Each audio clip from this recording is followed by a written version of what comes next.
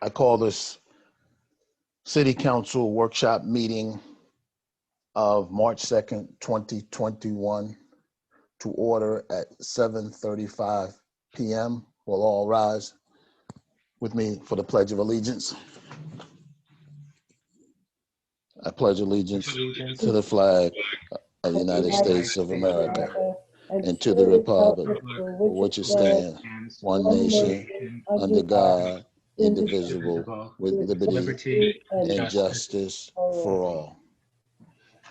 Will the city clerk please read the Open Public Meeting Act? This meeting is called pursuant to the provisions of the Open Public Meetings Law. Notice of this meeting was included in a notice sent to the Record and the Star Ledger and advertised in said newspapers on January 9th, 2021, posted on the city's website, and has remained continuously posted as the required notices under the statute. A copy of this notice is and has been available to the public and is on file in the office of the municipal clerk. Please take notice that in accordance with the Open Public Meetings Act, NJSA 10:4-6 et seq, and Local Finance Notice 2020-21, New Emergency Regulations, Remote Public Meetings held during a declared emergency, issued by the Local Finance Board on September 24th, 2020, and NJAC 5:39-1, Emergency Remote Meeting Protocol for Local Public Bodies, establishing standard protocols. The City Council of the City of Englewood adopted Resolution Number 001-01-04-21, authorizing the City of Englewood's schedule of council meetings for 2021 to be held remotely via Zoom. Members of the public who wish to participate in the meeting may do so by calling or clicking on the link below at 7:30 p.m. Please see the link on our website, or by dialing 929-205-6099. The meeting ID for this meeting is 839-5371-3048, and the passcode is 796287.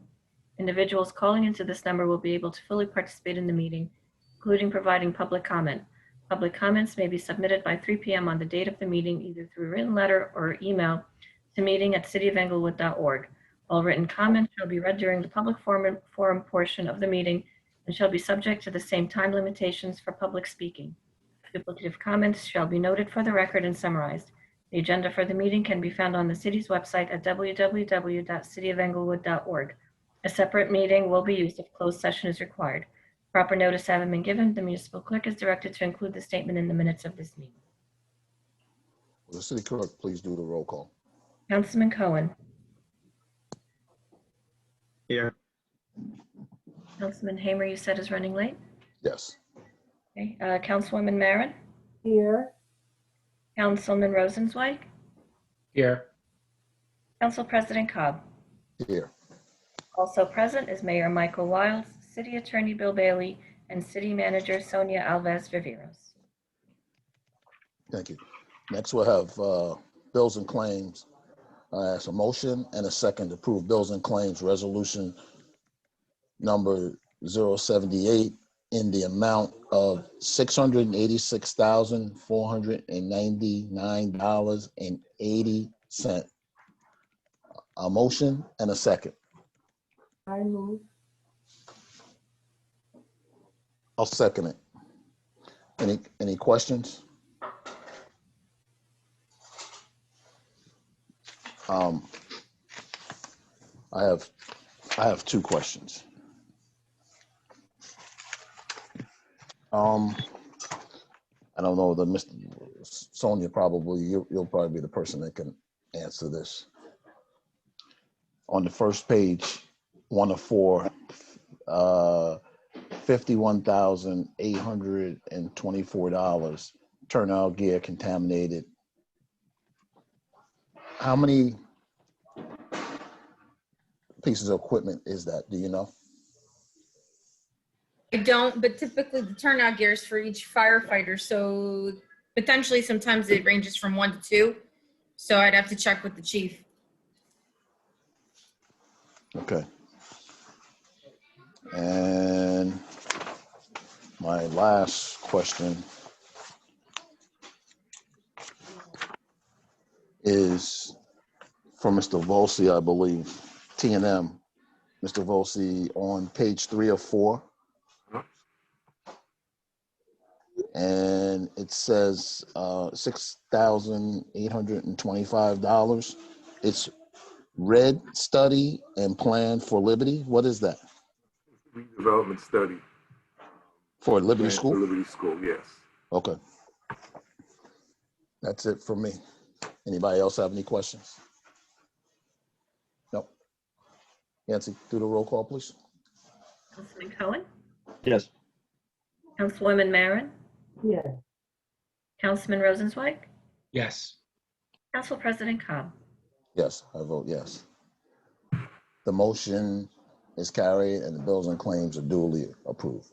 Next, we have a presentation from the police department for the update of body cams. Move the chief over.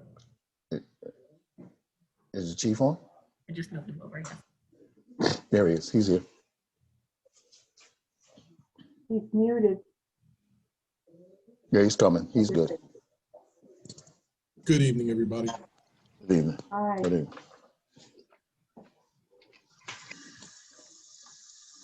So, Chief, you're going to give us an update on the body cams?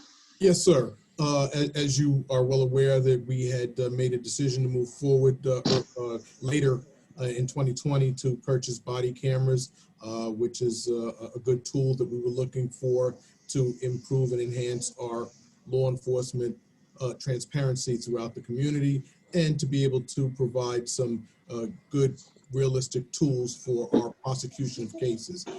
We have since purchased units through the WatchGuard system, which is the same system that we currently employ in our mobile video recorders, which are the dash cams in the cars. So it's a fully integratable system since it's the same vendor, same software product, and we have purchased 30 units, which have started their deployment as of March 1st, yesterday, and they are in the field being deployed by the officers in patrol currently. The unit itself is a very small unit. It is affixed to the officer's outer garment, which is either their shirt, their sweater, their coat.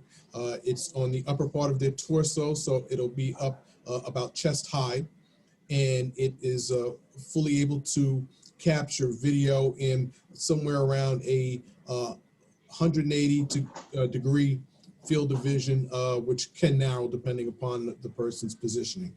And that unit will be turned on either directly by the officer, or there are some instantaneous activations similar to the car. When the lights in the vehicle are activated, the body cam will also indicate that the lights are on, and it will automatically activate, or the officer can manually do it by touching a button. The system will be housed here in the police department. That's where our main server is. All of the information will be commingled with the MVR, or the mobile video recorder, and it will be downloaded where we can manage the data with our analysts, who will be able to attach it to criminal investigations or any type of file that we need to attach it to for open request or something along that lines. It is a great tool. Again, it's the second day that we've deployed it. We will have obviously a learning curve as far as how it's going to work and be integrated in our system.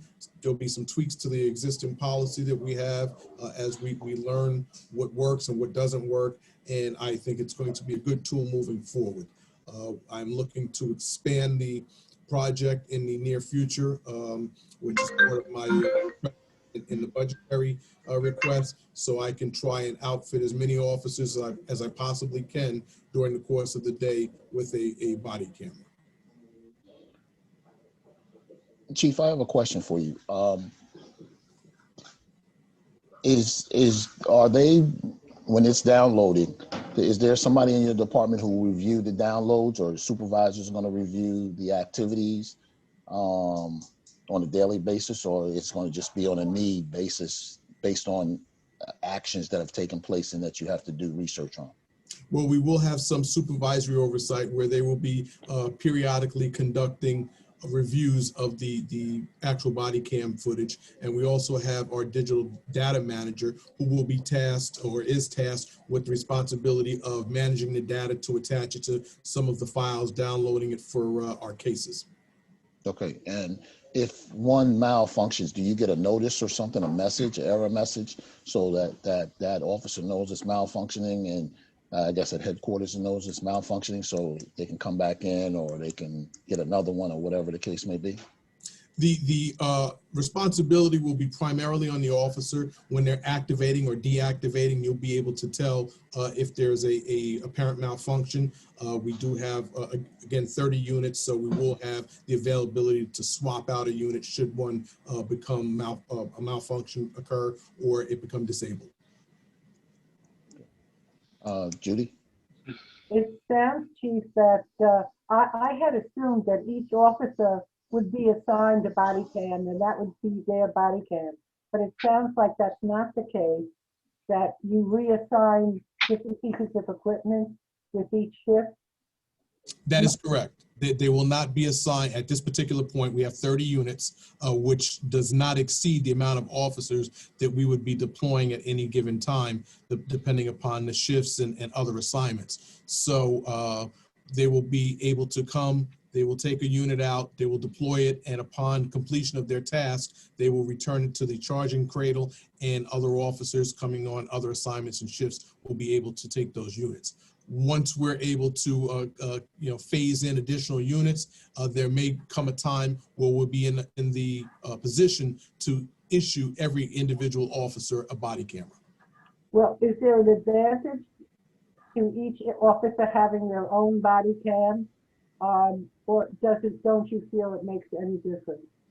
Well, traditionally, we found that when an individual has their own piece of equipment, it's less likely to be damaged or have any type of issues with it because they take care of the equipment themselves. It's their particular equipment they're responsible for, as opposed to someone else who takes it.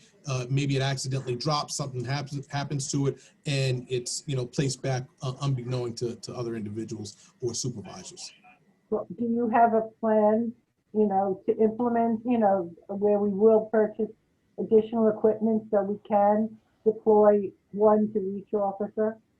Well, I plan on phasing it in. That's part of my capital budget request, was to purchase an additional 30 units that we will be able to deploy.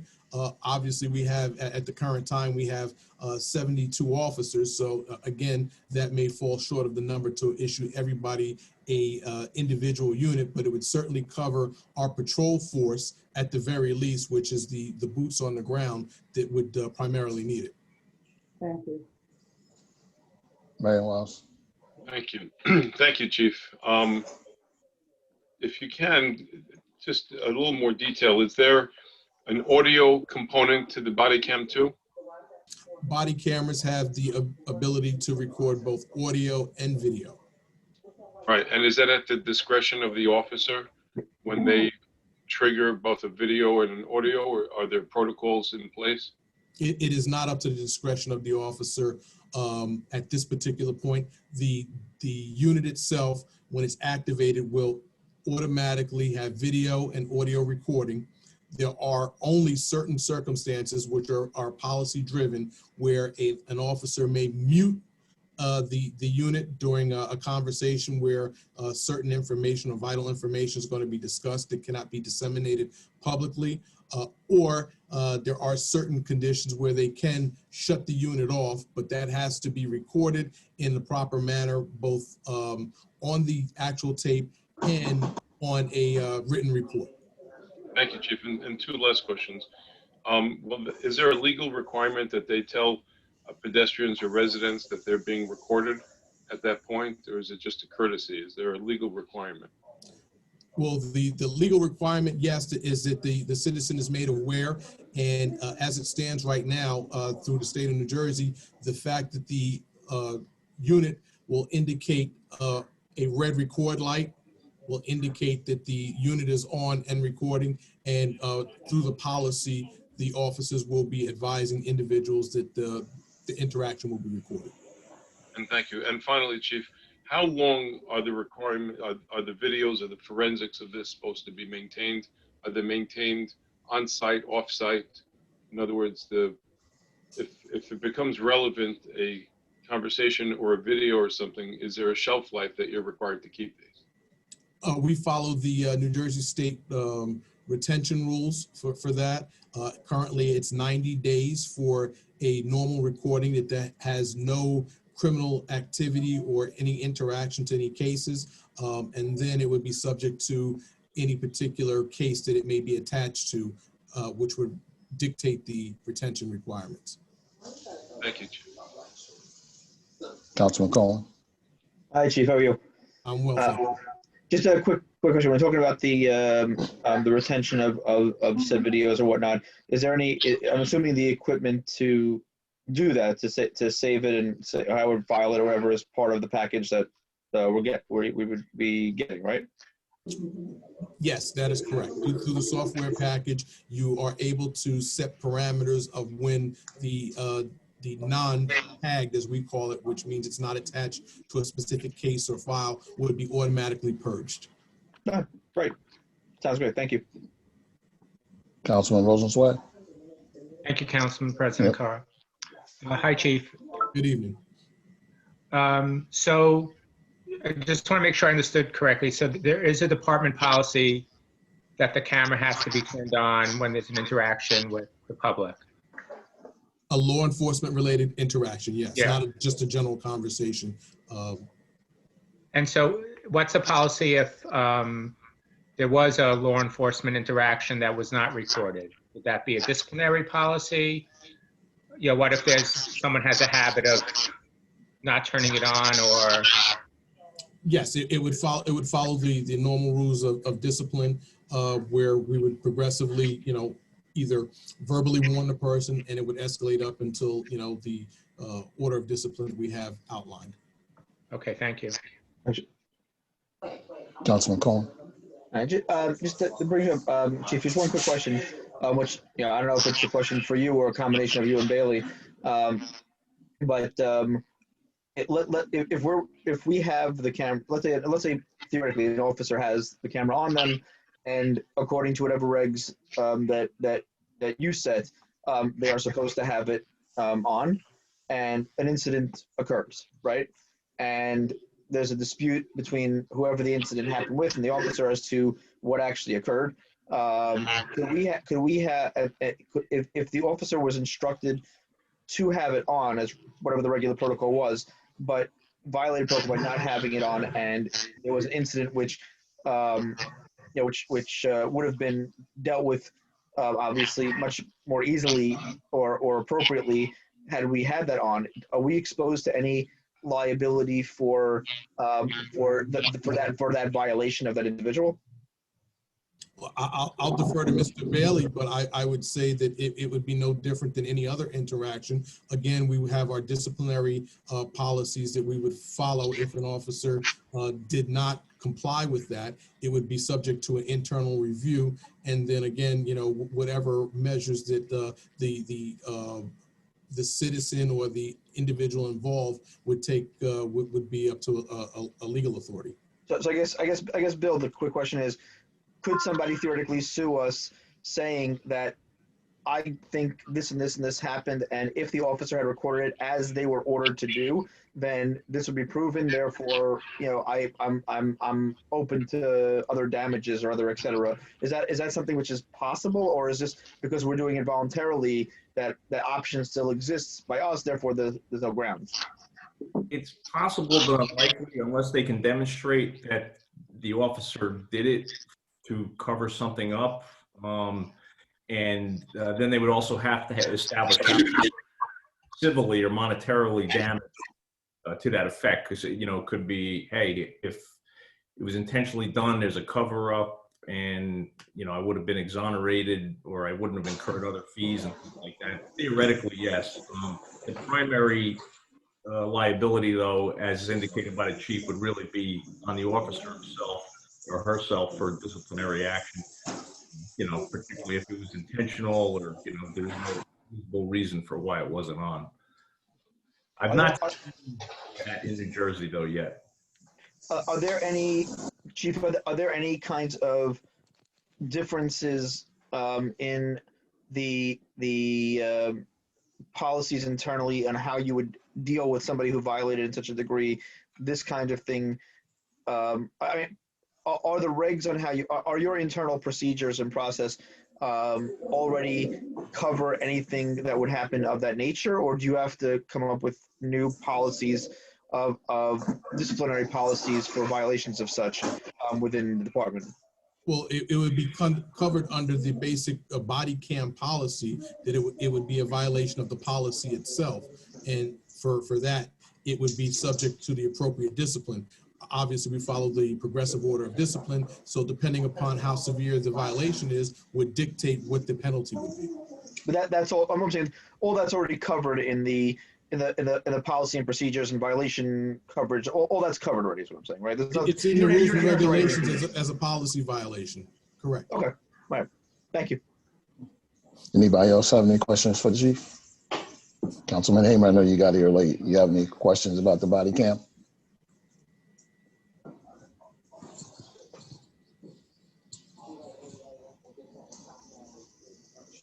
This may have been covered already, but are we going to do a notification to residents to let them know that this is being rolled out and how it's being rolled out? I've already initiated that by posting a release on our Facebook page. I will have Ms. Melendez also post one on the website and the city web Facebook page as well.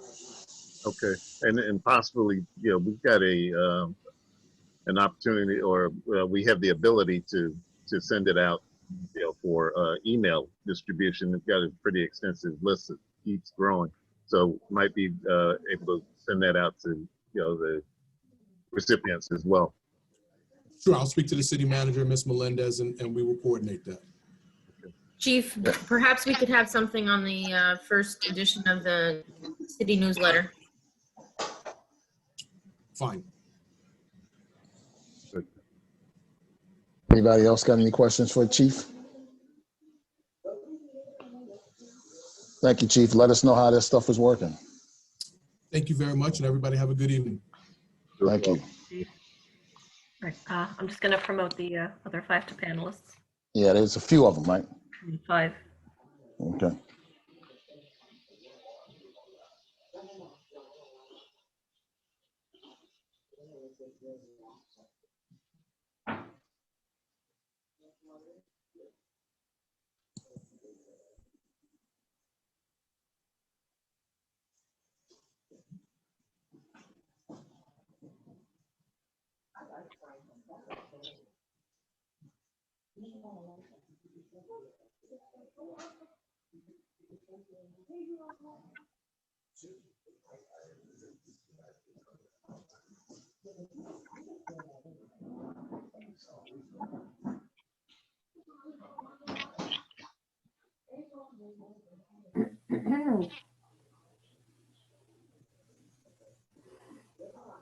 We have everybody?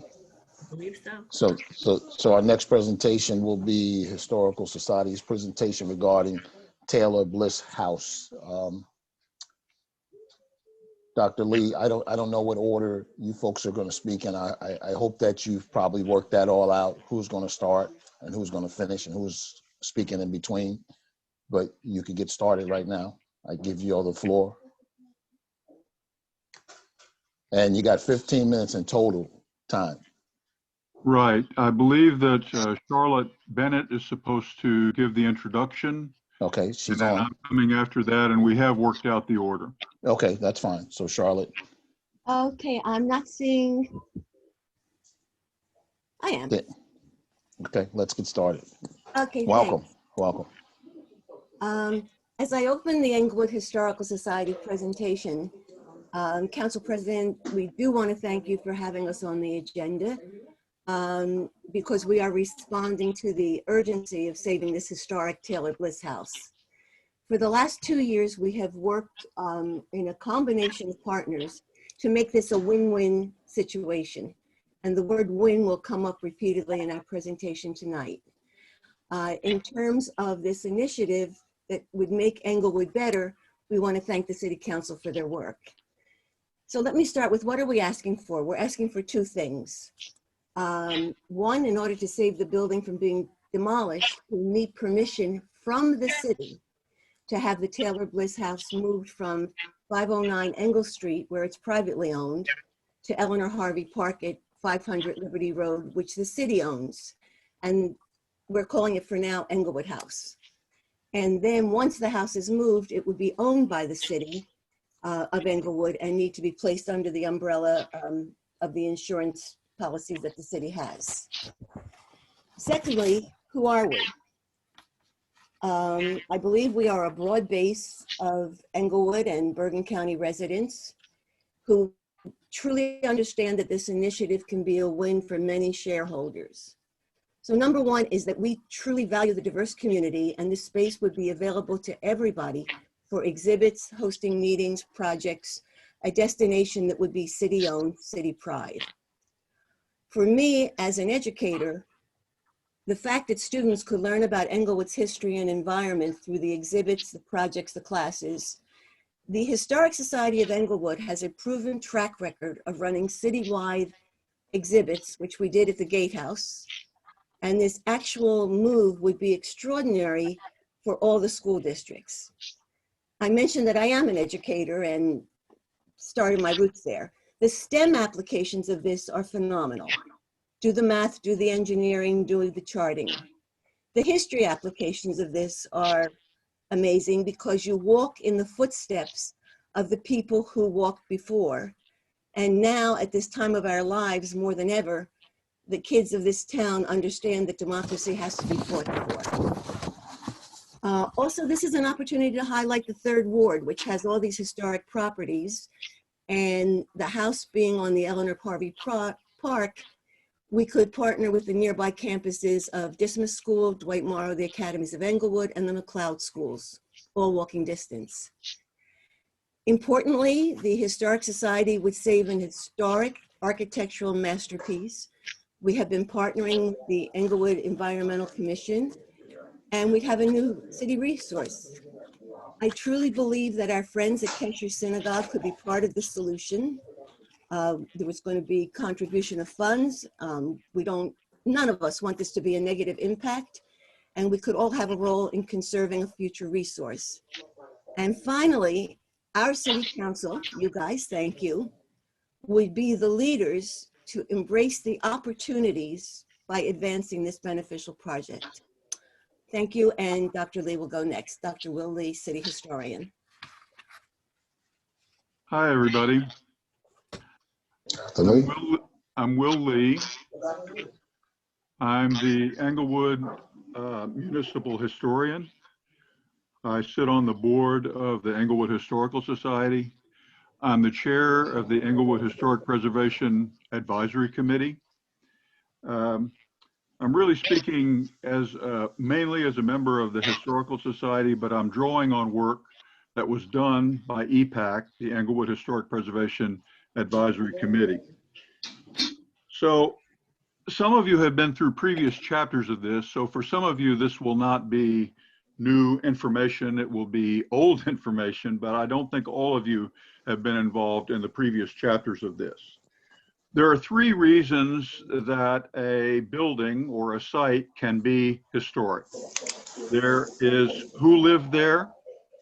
There is what happened there, as when the women's clubs of New Jersey helped save the Palisades and create the Palisades Interstate Park. And there is the architecture. In this case, it's really mainly the architecture that's the reason. There were founding and important Englewood citizens who lived in the building, and the synagogue has an important chapter in the history of the building because it operated as a synagogue for 12 years. This is Kesher Synagogue, the community synagogue of Englewood and Tenafly. It's an architectural masterpiece. The style of it is, it's a Second Empire building. That's one of the Victorian styles of architecture.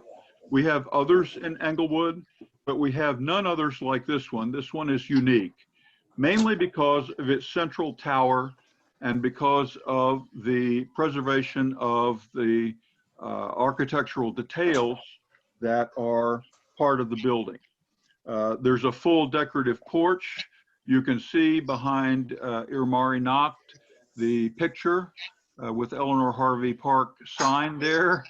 And you can see the decorative woodwork there. It's just a wonderful building. Up above, you can see there's a mansard roof, which helps form the third story. And there's a lot more that I could say about that, but I won't say that. It is part of the Englewood Historic Preservation Advisory Committee report to the Planning Board that's most recent. And if the council wants, I can send a copy of this, but I believe that a copy was sent to you some weeks ago in connection with the hearings at the Planning Board. So who says it's historic? The Englewood Master Plan says it's historic. It's actually listed individually as a site in the Englewood Master Plan, so the city says it's historic.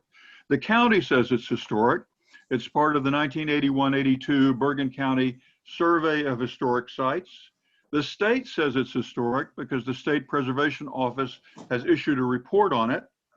And the State Preservation Office has said that it's eligible for the National Register and the State Register. So if anyone were to apply or were to have applied for the National Register, it would be on the National Register. So this is a very highly significant building.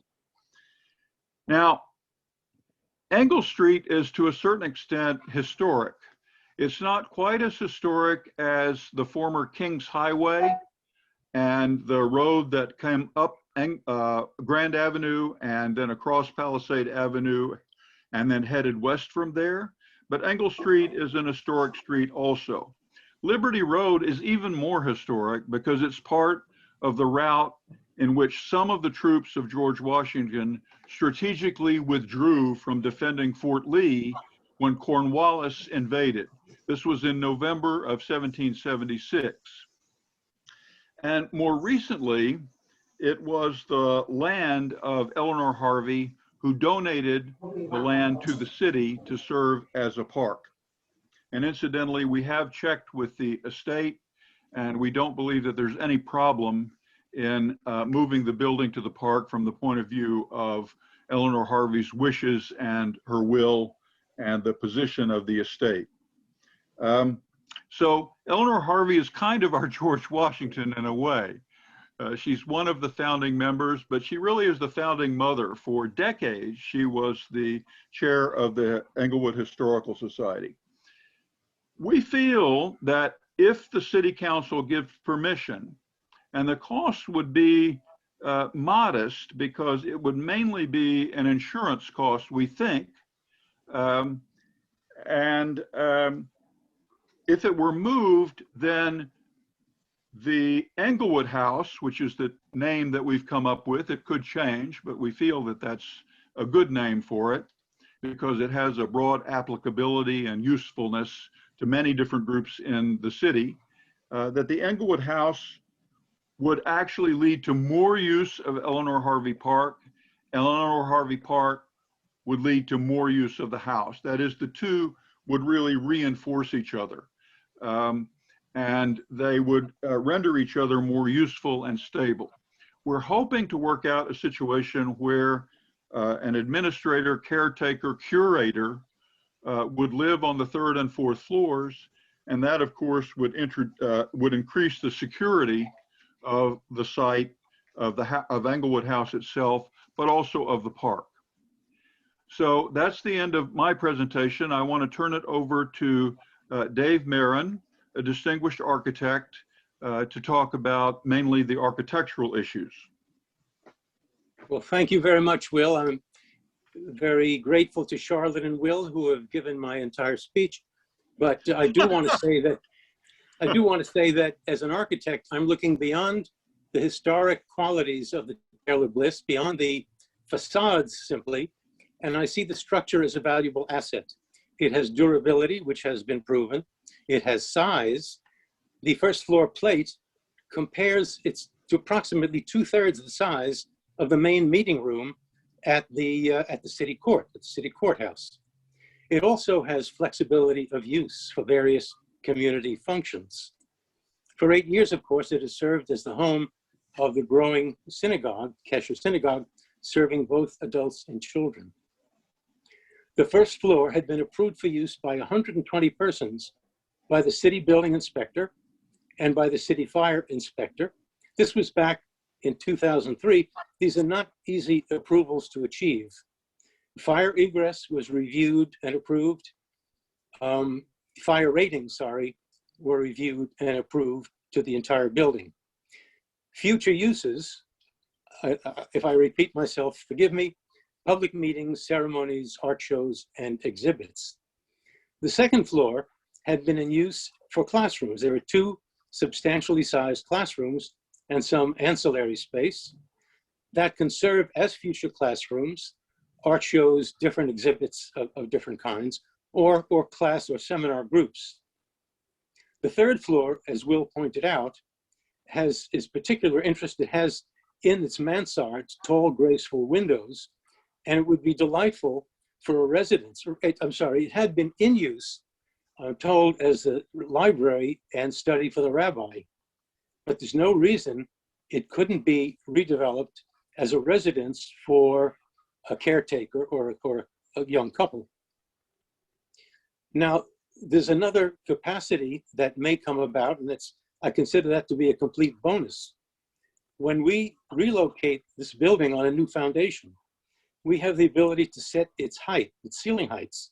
So we may be able to realize an additional floor for an additional 1,600 square feet for use as meeting space and gathering space, performance space. That would be on the lower level. Does the building need maintenance and repairs? Of course it does, but no more than any one of our houses in Englewood would require. I believe everything that I wanted to say has been covered. Thank you for your attention. I'll now turn this over to the treasurer of the Historic Society, Natalie Beaumont. Thank you.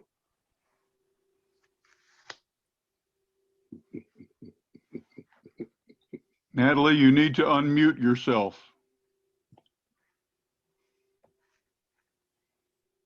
Hello, everybody. Thank you for listening. About the Treasury, first of all, by 2020, with all the meetings that were held, we were already halfway to meeting the cost to move the Taylor Bliss House to the Eleanor Harvey Park. Kesher budgeted $70,000 for demolition, and that could be used instead towards moving it. Englewood Historical Society could provide $10,000. Mayor Wilds got a pledge from the Korean business community for $10,000, and the Care One pledged $10,000 to either move or demolish the house. So that totals $100,000 right there. Then, since the planning board meeting of January 28th, given the urgency of wanting to save the building, the numbers has increased. In less than a month, the Historical Society has raised in pledges over $27,000. So that's $127,000 right there. And if we estimate that the cost of moving the Taylor Bliss house would be in the neighborhood of a $200,000 or $220,000, we're well over halfway, over the halfway mark. That's basically what I have to say, and our co-president, Irmari Knock, will conclude our presentation. As you've heard, the Englewood Historical Society has done a wonderful job of raising almost $40,000 in pledges. We've got $10,000 from our treasury and over $27,000 from members magically without doing an official fundraising effort at all. So once the council approves the move, we will begin a serious public campaign. And can you imagine what we can raise then? So I'm confident that people who care about Englewood's historic heritage, care about the environment, educating our children, and bringing a showplace to Englewood will join us as partners, donors, and admirers. Today, we presented many reasons why the Taylor Bliss House, Eleanor Harvey Park, and the city of Englewood are perfect together. I hope the city council will see this as a win-win advantage and vote to approve this move. Thank you. Does anybody from the council or the governing body have any questions for any of these folks that just give us a presentation? I have a question, and I want to thank everybody for a wonderful presentation. That's very exciting if you're able to get another floor out of it.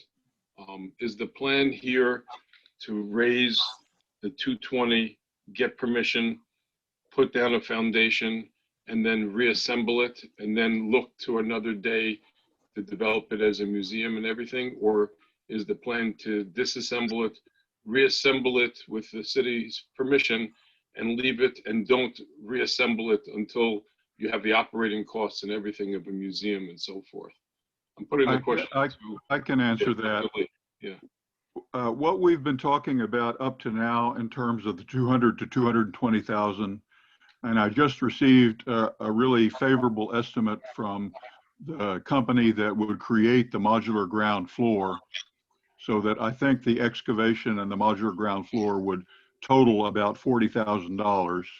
And we have $160,000 estimate from one of the moving companies. We're trying to get one or two more estimates. It would definitely be reassembled by the by the moving company on this modular ground floor, which serves as a self-footing, as a self-foundation. That's one of the great things about it. And so phase 2 would be to render at least part of the building, the modular ground floor, and perhaps the first floor, usable for public purposes, publicly favorable purposes. That's phase 2, and we would move on to that really virtually as soon as the building is stable, has a watertight roof, and is reassembled at Eleanor Harvey Park. Thank you, Professor. May I add to what Dr. Lee just said? In order to move this property, the companies came to assess the house, and it was their assessment that this was a sound house, a sound property, a sound roof, and able to be moved. And those estimates were gotten 2 years ago by the Kesher community. As I said, we have been partnering for 2 years. Councilman Hamer, you were going to say something? No, I was just listening. No, I'm fine. Okay. So far. Yeah, Councilwoman Mary? Yeah, first of all, thank you all very much. I have always loved the Taylor Bliss House. I will say that out loud and up front. I also had the privilege of knowing Eleanor Harvey and working with her on as a member of the board of the League of Women Voters. She was a terrific woman who was a former history teacher in Englewood, and she loved this town. We loved her, and the fact we could tell how much she cared about Englewood as she left her property to the town. I think she would be delighted, more than delighted, to see that this property, this house should be saved, you know, and sited on her property. It would be a testament and a testimony to her. And it's doable. And I'm saying this to my fellow council members. This is a project that's doable. We're not even discussing how we got to this point where we have to move it. That should never have happened, in my opinion. However, we're there. This is a doable project, and we keep talking about bringing our town together. And this is something that all members of Englewood could benefit from. So I'm just very happy that you came here, and I hope that things will go the way you would like them to. Okay. Thank you. So who currently owns the house? Kesher Synagogue, the community synagogue of Englewood and Tenafly, owns the building. It served as a synagogue for them for about 12 years until they built the large new building that they currently are using for their religious purposes. So if the goal is to move it, how are you going to move something if somebody else owns it? Are they going to deed the house over to you or deed it over to the city? How does that work? Well, the legal parts of that need to be carefully thought about, but essentially there would be a handoff from Kesher to the moving company because the moving company's insurance would cover the building during the move. And then once it lands on Eleanor Harvey Park, it becomes the city's responsibility in terms of insurance to make sure that the building is protected. So I'm assuming that this would really involve a deed from Kesher to the city. And Council President Cobb, Yes. 2 years ago, Hillel Parnes was the current president of Kesher, and he called me. Would I set up a meeting of the Historic Society? And we went and we met at Kesher for the first 3, 4, 5 meetings. They want us to make this moved. And to date, I mean, it would have been moved last year, but it was an issue with the money. Right. Oh, I think there's more conversation. Not your issue. No, I'm saying I think it's more conversation to come. We have to understand the logistics and legal, and we have to get guidance and have conversations, and we have to get some guidance from our attorney who deals in real estate as well, Mr. Bailey, on these things. So I think there's more to come with that, and we have to talk amongst ourselves as well. Hold on, Maury, go ahead. I'd just like to mention that we have a time constraint because the planning board has given us 6 months before they demolish it. So we're hoping that it will be done. So what's the date? 6 months. What's the date? Well, we're not sure exactly because we don't know when it's July, August, middle of August, I think it was. No. I don't believe, Mr. Bailey probably knows this better than the rest of us. I don't believe the clock starts ticking until the planning board issues its resolution, which we have not seen yet. That's correct. The board has to issue their memorializing resolution, the actual written document. I understand they took a voice vote, I guess back in the end of January. But right. January 28th. Speaking, yes, the clock starts running once the resolution is formally adopted, meaning the written resolution. So I don't know what the status of that is. Thank you very much.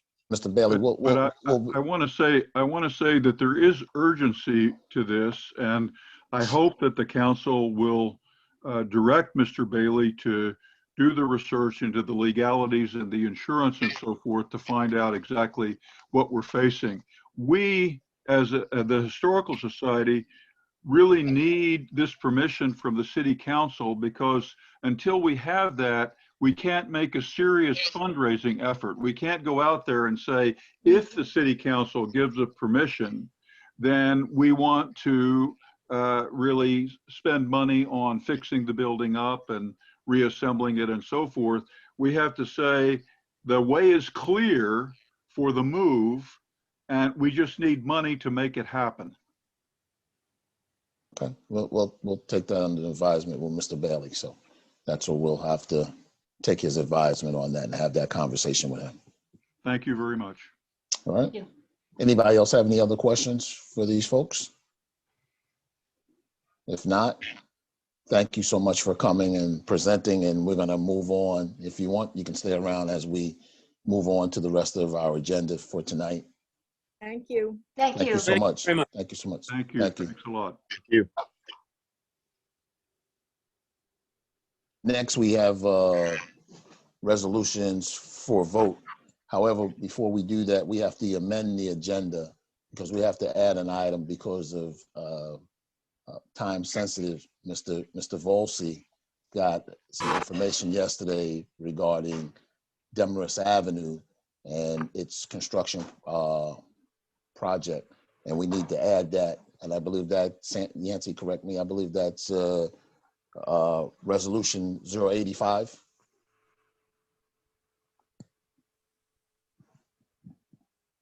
Sorry. Resolution number 86. Is it 85 was the one from bond council. Okay, so it's 86. We're missing 2. Bond council was the one to revise agenda I sent out late Friday. Oh, okay. Okay, so we need a, what do we need, Mr. Bailey? A motion and a second to add this? You're on mute. You're on mute. Sorry about that. Yes, you need a motion, second, and unanimous vote to add it to the agenda. Right. So we need a motion and a second to add resolution 86, which involves the construction project on Demarest Avenue. And we can, once we add it, we could have Mr. Volsi or Mr. Bailey. Should I just have Mr. Volsi talk us through it now before we add it? Sure. Mr. Volsi, can you talk to that resolution since you came yesterday at the 12th hour with it? Sure. This is essentially part of the Demarest Avenue improvement. As I mentioned previously, many of the municipal grant deadlines have been extended due to the impact of the pandemic. And this is essentially what this is. What the DOT is requiring is, even though they've approved the extension, they still require that a resolution be put in place regarding it. And that's essentially what this is doing. Okay. We need a motion and a second. Anybody have any questions first for Mr. Volsi regarding this resolution? No? We need a So that second. we amend the agenda to include resolution 86. So move. Do we have to roll call, Mr. Bailey? You could do all in favor. All in favor? Aye. Aye. Aye. Okay, so we've added resolution 86. So we have resolutions for vote 076, 079, 080, 081, 82, 83, 84, 85, and 86. Mr. Cobb, also present this evening are the financial advisors and bond counsel if you have any questions on number 85. Okay.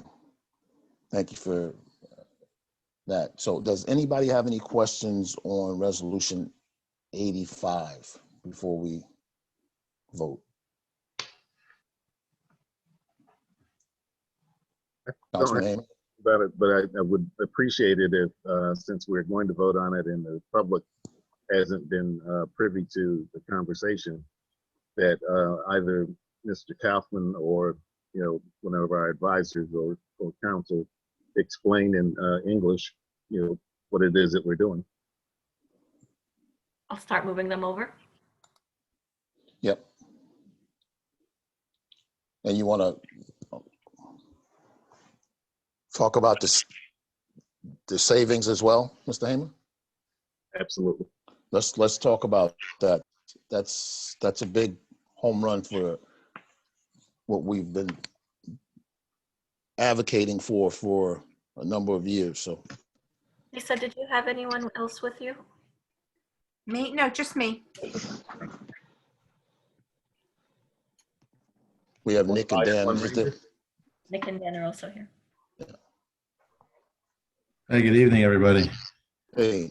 Good evening. You got a regular shirt on today. Okay. Let's go, Dan.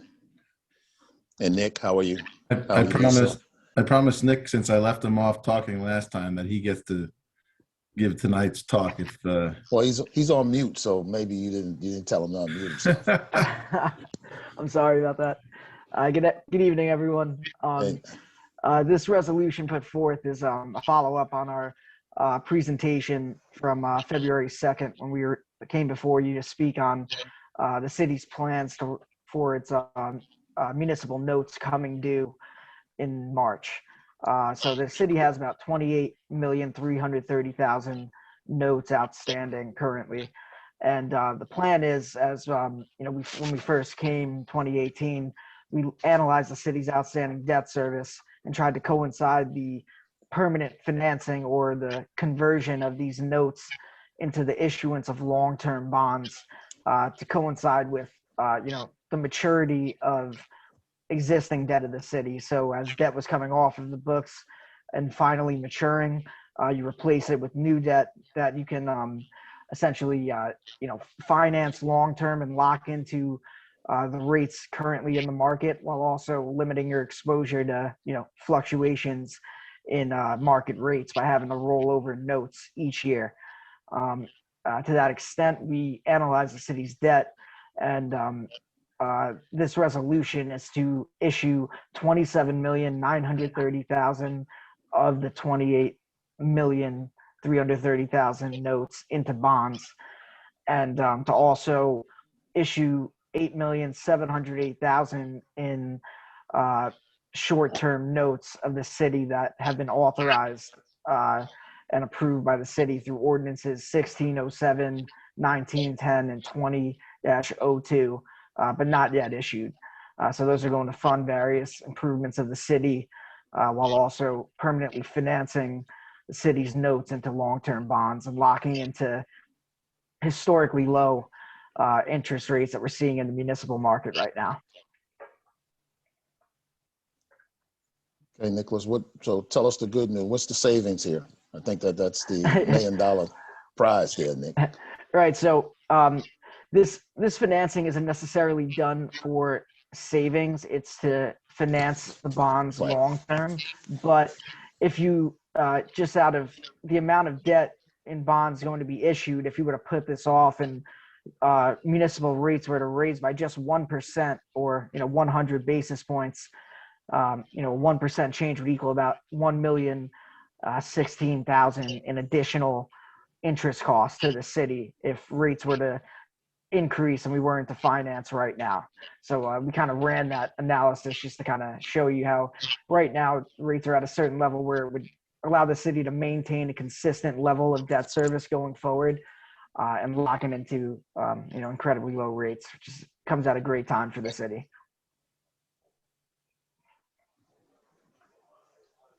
So right now we would be saving in case the market moved against us, right? Nick, Yes. That's the big thing right now. So, we are protecting, we're controlling our destiny right now, so to speak. Yes. As opposed to reacting, we're being proactive. So we're financially in a better place in terms of the interest that we would be paying if it moved against us. That's correct. And that's called fiscal responsibility, right? Absolutely. And just to reiterate, these rates are still at a very amongst the lowest that we've seen them in the municipal market, and see a lot of the cities and issuers trying to lock into these rates long term. And the fact that the city's debt service allows for it right now, while we're seeing these rates, is just a very opportune time to get into the market and finance these long term. Right. Anybody have any questions for Nick? Councilman Rosenzweig? So for the public, this isn't not quite a refi, but somewhere in that neighborhood. Well, yes, the notes are going to be the notes coming due would have to be rolled over and issued. If you were going to roll them over, you would issue them for one more year at the rates right now, and the next year you would have to reissue them again while making a pay down on the principal. This allows you to lock into rates right now that won't change going forward. So you're essentially locking into these low rates instead of having to roll over at potentially a higher rate next year. Right. Okay, So thank you. Nick, I would ask the question, if we had to roll them over next year at this rate, what would it cost us? Rolling Off over the top of your head. I'd say the notes right now at these rates at an interest cost are probably around 0.25%. an interest cost for, a 1-year note. But, anything can happen between now and then. So that's why it's. No. I'm just saying, Yeah. but this would show you what's really happening, and when people see numbers, they say, wow, okay, I didn't realize that. So I'm saying, if we rolled them over next year, if we had to roll them over next year without any action right now, look at what it would cost us to do that, as opposed to doing it today as we plan, as being brought to us today. The interest rate risk of financing at higher rate a year from now, sure. Right, interest rate risk, right. So that's what I'm saying. So this is all good and fundamental practice for us. Yes, absolutely. And, being able to know what you're going to pay in debt service going forward is definitely an advantage for the city in terms of planning financially. So that's always an advantage to know going forward, and especially when you have a chance to lock into, these low rates right now. That's just a good combination. Councilman Cohen. Yeah, I mean, I think we saw the rates start ticking up a little bit already over the last 2 weeks. I mean, I think I don't think I'm not going to prognosticate what we're going to see long term, but I think it's fair to say that we're not going to see rates like this for quite some time. A unique set of circumstances just got us these rates, and like I said, we already are missing the boat on the lowest because they're already ticking up a little. So I think. I think with all the deliberate speed, we need to do this right away. I would agree. Yes. We sold bonds just for informational purposes today of a town with the same type of maturity as yours, not as high a rating as you will have. And the interest rate was 1.46. So that's really a stunning range. What would we be at? I'm sorry? What would we be at? Would that be our numbers, or would we be? I don't know. I'm just giving you what happened today for a bond sale with the same term bonds. I mean, 1.46 to finance over 14 or 15 years is really a smart move. Right. So I agree with you, Lisa. That's interest rate risk, right? That's what we're doing. What the impact is. So we're covering it. Councilman Hamer, you have any comments? Because you're looking like you want. So glad to see this take place. We've been asking for this for several years, and it's refreshing. So it's good, and conditions make it perfect. So this is good. So good, Dan. Dan, you want to close for the team? I hate to steal Nick's thunder. Did Nick have anything to say, Dan? Did he write a little script for you? No, I just hope he gives me a good grade when he grades me later on my performance. Oh, okay. No, I'm looking forward to this. Is a great opportunity. As Nick said, you lose a significant amount of debt service next year as a result of a maturity of one of your old bonds. So to be able to fit this financing in and stay within your budgeted amount is perfect. So we're on the right path here. I think this is a good thing for tonight, and a good message to send to our residents that we are debt conscious and moving on, and that's the way it should be. We want to borrow, but we want to pay it back. So I thank you. If you don't have anything else, we thank you for coming tonight. Thank you for the news, and we have to do our due diligence now. You've done yours. Thank you so much. Very good. Good luck. Have a good evening. Thank you so much. Thank you you as so well. much. Thank you, everyone. Thank you. So, we can go by, I guess, does anybody have any of these resolutions that they like to pull?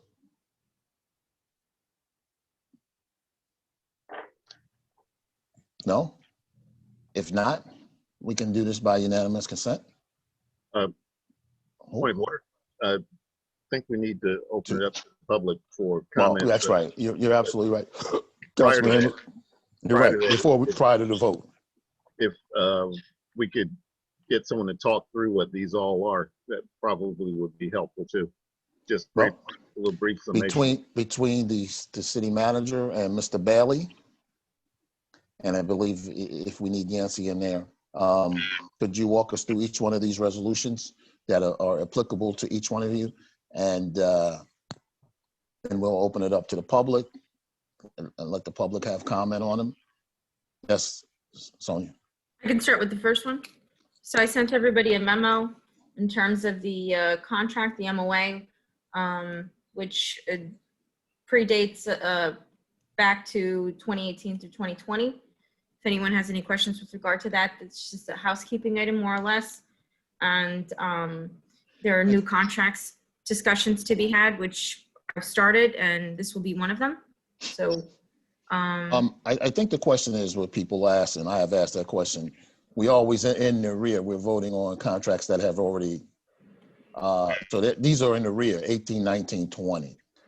You know, so that's, I think we should explain why they are in the rear, if you can. You know? in terms of why they're in the rear,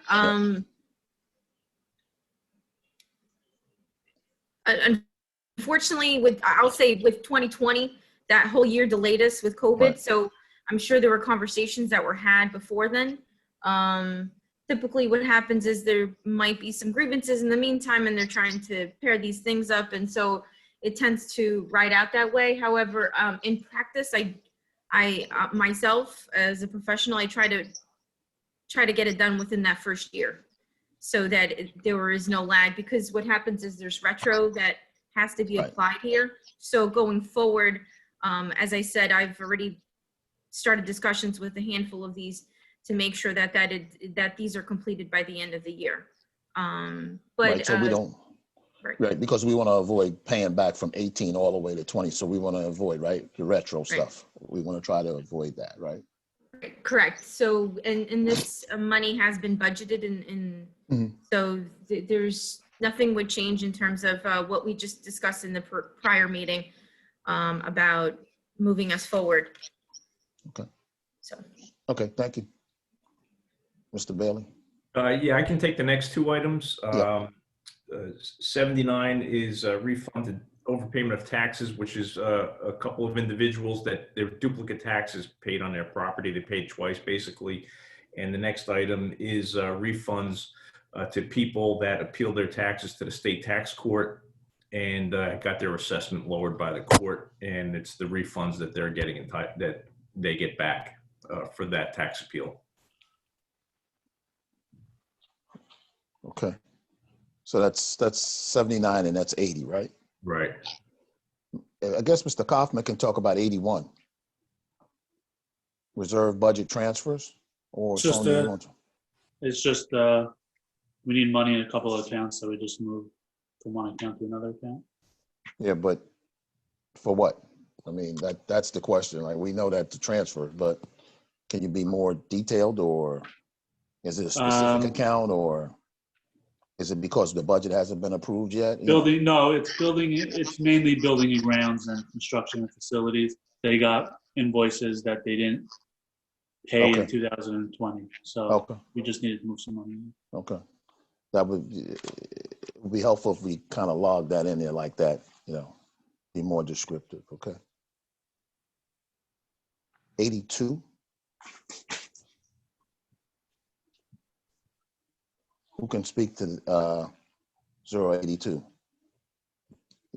If you'd like, I can. This is Yes. another one of the authorizing resolutions for the CDBG grant for the Women's Rights Center.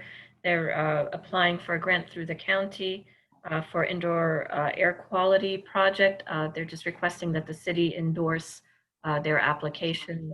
And again, there will be no money issued from the city for this. It's just to endorse their application. And 83, that's just an appointment, right? Yes. That's just an appointment to the Reappointment. a reappointment actually to the rec board. 84. Sonia, you want to talk about that? It's the authorizing award to contract the cleaning services. So all of you got the memo. We, with regard to the amount of bids that we received, I believe is a total of 5. Mr. Coffin also Kaufman can also confirm. So Yes. we awarded this with also advice from legal counsel to the second lowest responsive and responsible bidder. So what that means is that we went to the second because the first was essentially a defective bid package that we received based on prior experience, which the city council here as the governing body has the right to reject as part of this resolution. It's outlined in there. So went to the second cleaning service vendor who supplied to us everything that was outlined in the administrative documents. So that entailed any legal documents, business registration certificate, an experience reference sheet, things like that. So Mr. Bailey, if you have anything to add to that in terms of the award of the project. So it has to be awarded within 60 days. It's a 2-year contract. So the amounts, I believe, are in the area between $71,000 a year for that, it's a goods and services contract. So typically it's a 2-year contract. Yes, but the city manager is correct. And in terms of the lowest bidder, they previously had the contract with the city. However, there was a violation, just generally speaking, relating to COVID protocols, which in our legal opinion is justification for rejecting that bid, because you have to be the lowest responsible bidder. And given that violation, we think that bid should not be considered. 85, we just heard from the financial advisors, right?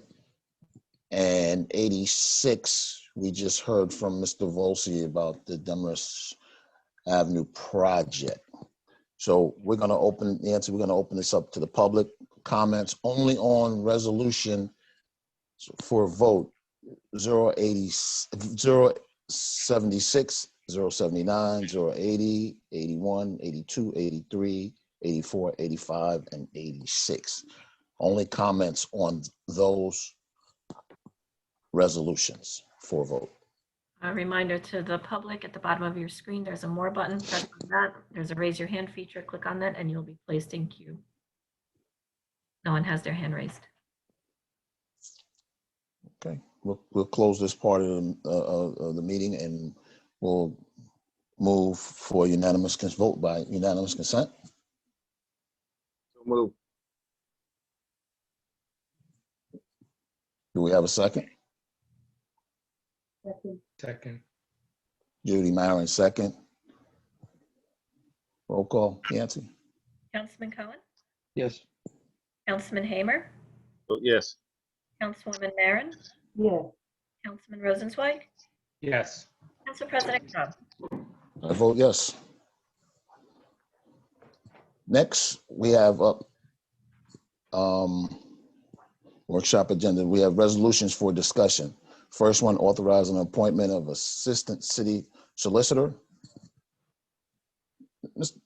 Mr. Bailey, I thought we were supposed to be arranging a conversation with these folks, the ones that are currently in place. I thought we were going to invite them in. Yeah, we can do that. If you want me to arrange it, I can do that for the next meeting if you like. Yeah, can you please, so we can have a conversation with them? I know we have other legal counsel participating this evening in closed session, but I can, and I assume my recollection is you want it for the assistant prosecutor as well. As well, yeah. Okay, I can take care of that. I guess we have an appointment of Recreation Advisory Committee members. I think we have we have 1 or 2 more openings. Yancy, I think she sent, I believe Yancy sent everybody around a listing of what was still remaining open. So anybody have any interest? I believe Mr. Hamer, you're going to recommend somebody, you're going to look for somebody for the 4th ward. I think you had 1 more open in there. Yes, absolutely. And I believe Ken submitted somebody to me, which I had circulated. I think that may cover the loop. I think we just got an email about it a few hours ago. Yeah. So I think that person and 1 more person.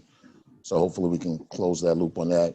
I believe Councilwoman Marin was working on the traffic advisory committee members. You didn't We're believe, working, not ready. not ready? Okay, but you're working on it, okay. Appointment to the Historical Preservation Advisory Committee. I think we have to work on getting some people for that. Anybody who's interested in that, please forward that their details to Yancy. How we have an appointment for the housing authority, a housing authority member. I would say that whoever we want to recommend for that, they have to understand that, you know, you have to take 5 classes, I believe, you know, in a certain period of time in order to stay on there. And I think that's, if I'm not mistaken, that's a 5-year appointment. And I think they can't own Section 8 housing either. So if they're in Right. real estate Well, and yeah. right, they're in there, yeah, they can't own that because that's a conflict of interest. So, yeah. We have this one, I think, has been discussed, Board of Adjustment member, resolution for that. And I don't know why. Mr. Cobb, if I may. Let me just finish. I think that should have been moved up. So we'll make that appointment next time. Yeah, go ahead. Yeah, so I wanted to change, if we could, the term of one of the members in the Board of Adjustment. Is that conversation going to be an executive session then? Yeah, we'll have to take that inside. So yeah, we'll take that. We'll take that tonight and we can do that. And then we'll make that appointment. Whatever the appointments are, we'll make those appointments. Well, after we talk about it, we'll take votes on those appointments next meeting on the 16th, I believe, because it's not here right now. We have a resolution recognizing Women's History Month. I think that speaks for itself, speaks to itself. And however, I believe the city manager wanted me to table the employee recognition resolution yet. Didn't you say that, Sonia? Yes, that should be on the second meeting. That should be I on the apologize. second meeting. So we'll move that off. And the other one is authorizing submission of a 2020 FEMA assistance to firefighters grant application for a vehicle extraction training program. Sonia, could you explain that to us if you can? Or Mr. Volsi, somebody can talk to that? Sure. So this was for extrication, the training program for vehicle extrication. So in the event there's someone is stuck in a vehicle, there's certain types of equipment and training that has to get done. And so FEMA, this is a FEMA reimbursement. So it's just another administrative way to get our monies back. Mm-hmm, mm-hmm. So let me just understand. They're going to go to the training, and who gets that training? Does everybody get that training to participate, or what I'd have to check with the chief about who specifically gets the training, or how many firefighters rather get the training. Oh, that would be interesting because, you know, something extrication, if you're out in the field, you know, I think everybody should probably get it. I would assume so. Yeah, okay. I would And assume so. if it's not, then let's talk about how do we make that happen and why that not, you know, let's find out some more for that, okay? Okay. Mr. Hamer, you're leaning forward. You want my attention? You want to say something? I'm good. Oh, okay. I'm just checking. Thank you. Any of these resolutions for discussion, anybody have any questions on before we move on? If not, we'll just move on. Ordinances for discussion, we have none. Items for discussion, we have. So the first one, public service street works. I asked to have that put on because a number of people asked me to have it put on, but PSE&G has been all over this city doing all kinds of work. And I think it's not really organized in terms of how they are executing their work in terms of communicating with the city manager and the city engineer. And they should be the people who are the ones driving this, and they should have all the information in terms of what's going on with PSE&G, and they should be the point persons because they have the relationship with PSE&G. I think that, you know, it's just easier to have one central location where all the information is going, and then it could be disseminated to whoever is looking for that particular information. I think that that's the fair thing to do. I know that there are issues in every ward. They're cutting up the streets. They're putting in poles. They're doing all kinds of stuff. They're blocking up traffic. We got gas leaks. We got gas things in there. And we need to make sure, and the way we do that is that if you organize it through the city manager's office, she can come back and give us a report. We have somebody we can hold accountable. And that's the relationship, because she's on the ground every day. Mr. Volsi is on the ground every day. I think it's just very important that we have one place where people can call and we can chart and we can track all the incidences and just we can report on it. I think that that's the only way it's going to work for us. There's too much work going on in the city, and these are the responsibilities of the people who are running the operation day to day. And if anybody's got any comments on that, before that happens, I'm going to let the city manager speak to this as well, because she wants to speak to this, and then everybody else can respond to whatever is being said. So first, as a matter of housekeeping, anytime there's any issue, as you mentioned, Council President Cobb, with regard to utility companies, Suez or PSE&G, we have direct contact and affiliation with what their regional managers, if you will. So by means of trying to go up the chain of commander ladder, that's how we would typically operate it. And Mr. Volsi is aware of it. We have several letters of correspondence to PSE&G and any utility company that if there's an issue that we relay it to them, there's a process. And if there is a problem with the utility company, we would take it up with the Board of Public Utilities. So I want everybody to be clear, including the public, that there's a process. And yes, it is, it's cumbersome, unfortunately, the way we have to communicate this to PSE&G, but that's something that we're holding PSE&G accountable for. We're going to meet with them.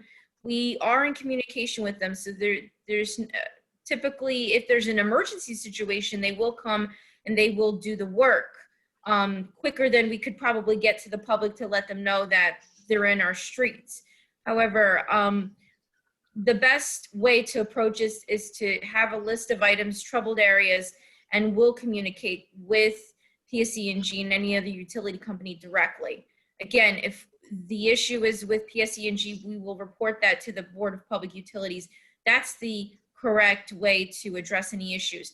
If there's an issue of smelling of gas, I would urge you to call 911, call the fire department, and make sure that the levels, the reading levels are sufficient or safe, rather, as opposed to going through any other avenue. So, Mr. Volz, if you want to add to that.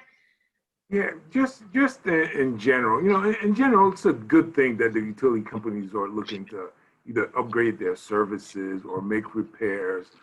In a lot of cases, we partner up with the utility companies regarding their work, meaning, you know, there's a permit process. We go over the projects, we go over our concerns, we go over a plan of action, and we make sure that there's something in place that's beneficial for everyone. We have to walk a fine line with the utility companies. My concern is if we make it too difficult for the utility companies to work in town, then we risk having them focus around the surrounding communities and hesitate coming into Englewood. And ultimately, that's just going to provide less reliable services to our communities. And I don't think that's good for anyone. So we have to work with them, make our concerns known, and working with addressing not only their concern, but our concerns as well. Now, that's in general what happens. What's happening on Broad Avenue is a different animal. You know, we have work that's going on there. That's an ongoing issue that reoccurs almost every year. This is a line that, you know, PSCNG works on a continuous basis, and they're well aware of the issues associated with that line. The issues there are no longer a surprise. It's not like a spot repair or an upgrade or anything of that nature. It's more like a continuous repair project that PSCNG has with no end date. So they haven't given us any sort of idea when this is gonna end, when this is gonna repair. It just continuously happens every year. So, and because it's viewed as an emergency, they will come in, they'll start, and they'll not go through the usual channels that they usually go for other permits. So that's an issue that we definitely have to address. You know, I've spoken to Mr. Bailey regarding this, and I will be working with him and with Sonia and formalizing a letter to the Board of Utilities regarding our concerns and our request for replacing the main along that corridor on Lydecker, Dana, and Broad. So at this point, you know, as Sonia mentioned, our office has sort of done all it can possibly do in terms of writing letters and going through the PSCNG customer service line, but it hasn't produced any meaningful results. So, so you got Mr. Bailey involved. You got Mr. Bailey's involved now. He's involved. He's our legal guy is gonna help you along with this, which is a good absolutely. thing. And this, you know, and this predates Sonia, obviously. Sure. And again, the Board of Utilities is our first step, but you know, I believe, you know, unfortunately, the most effective method in getting some long-term solution may have to go through political pressure. I mean, we have to get some public officials involved and getting PSCNG to address that main along that corridor. Otherwise, you know, again, the first step is going through the Board of Public Utilities. But if that doesn't work, obviously we have to look at other routes in addressing this. Like I said, this has been going on for a long time, and it's you know, it's getting tiresome at this point. Okay. Councilman Cohen. A few things. I mean, one, you know, I think, you know, I'd like, you know, whether it's Franz or Sonia, if you you know, just for, you know, for the public to just for a second explain what our, you know, legal or official jurisdiction is and is not, you know, on the public utilities, because I think there's a perception that we as a council can say something, order them to do something, and that, you know, and that we have that sort of jurisdiction. So I think, you know, the first question I have is I just, you know, for the public's, you know, edification, if whoever's more appropriate to just, you know, just articulate what our legal jurisdiction is and what our abilities to, or lack thereof, to order them to do X, Y, or Z here. I can tell what I don't know if Bill, go ahead. I'm going to take it's this. a legal issue.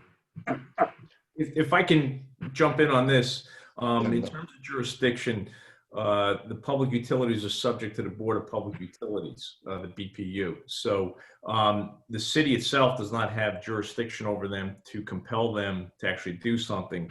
And just to give you an example, a number of years ago, when Mr. Dacey was the city manager, we had, which some or all of you may be aware of, there were issues with public service relating to other things, power outages, substations getting flooded, and trees not being properly taken care of. And in that instance, we were we had actually prepared the complaint to the Board of Public Utilities to get them officially involved and try and get them to direct some type of enforcement action. So once it got close to that step, they were much more responsive and they addressed the concerns the city had at that time. So in terms of procedure, process, jurisdiction, it's an administrative agency, so you have to go to that agency first, as opposed to, for example, Superior Court. You have to exhaust your administrative remedies, which are remedies available to municipalities from the Board of Public Utilities.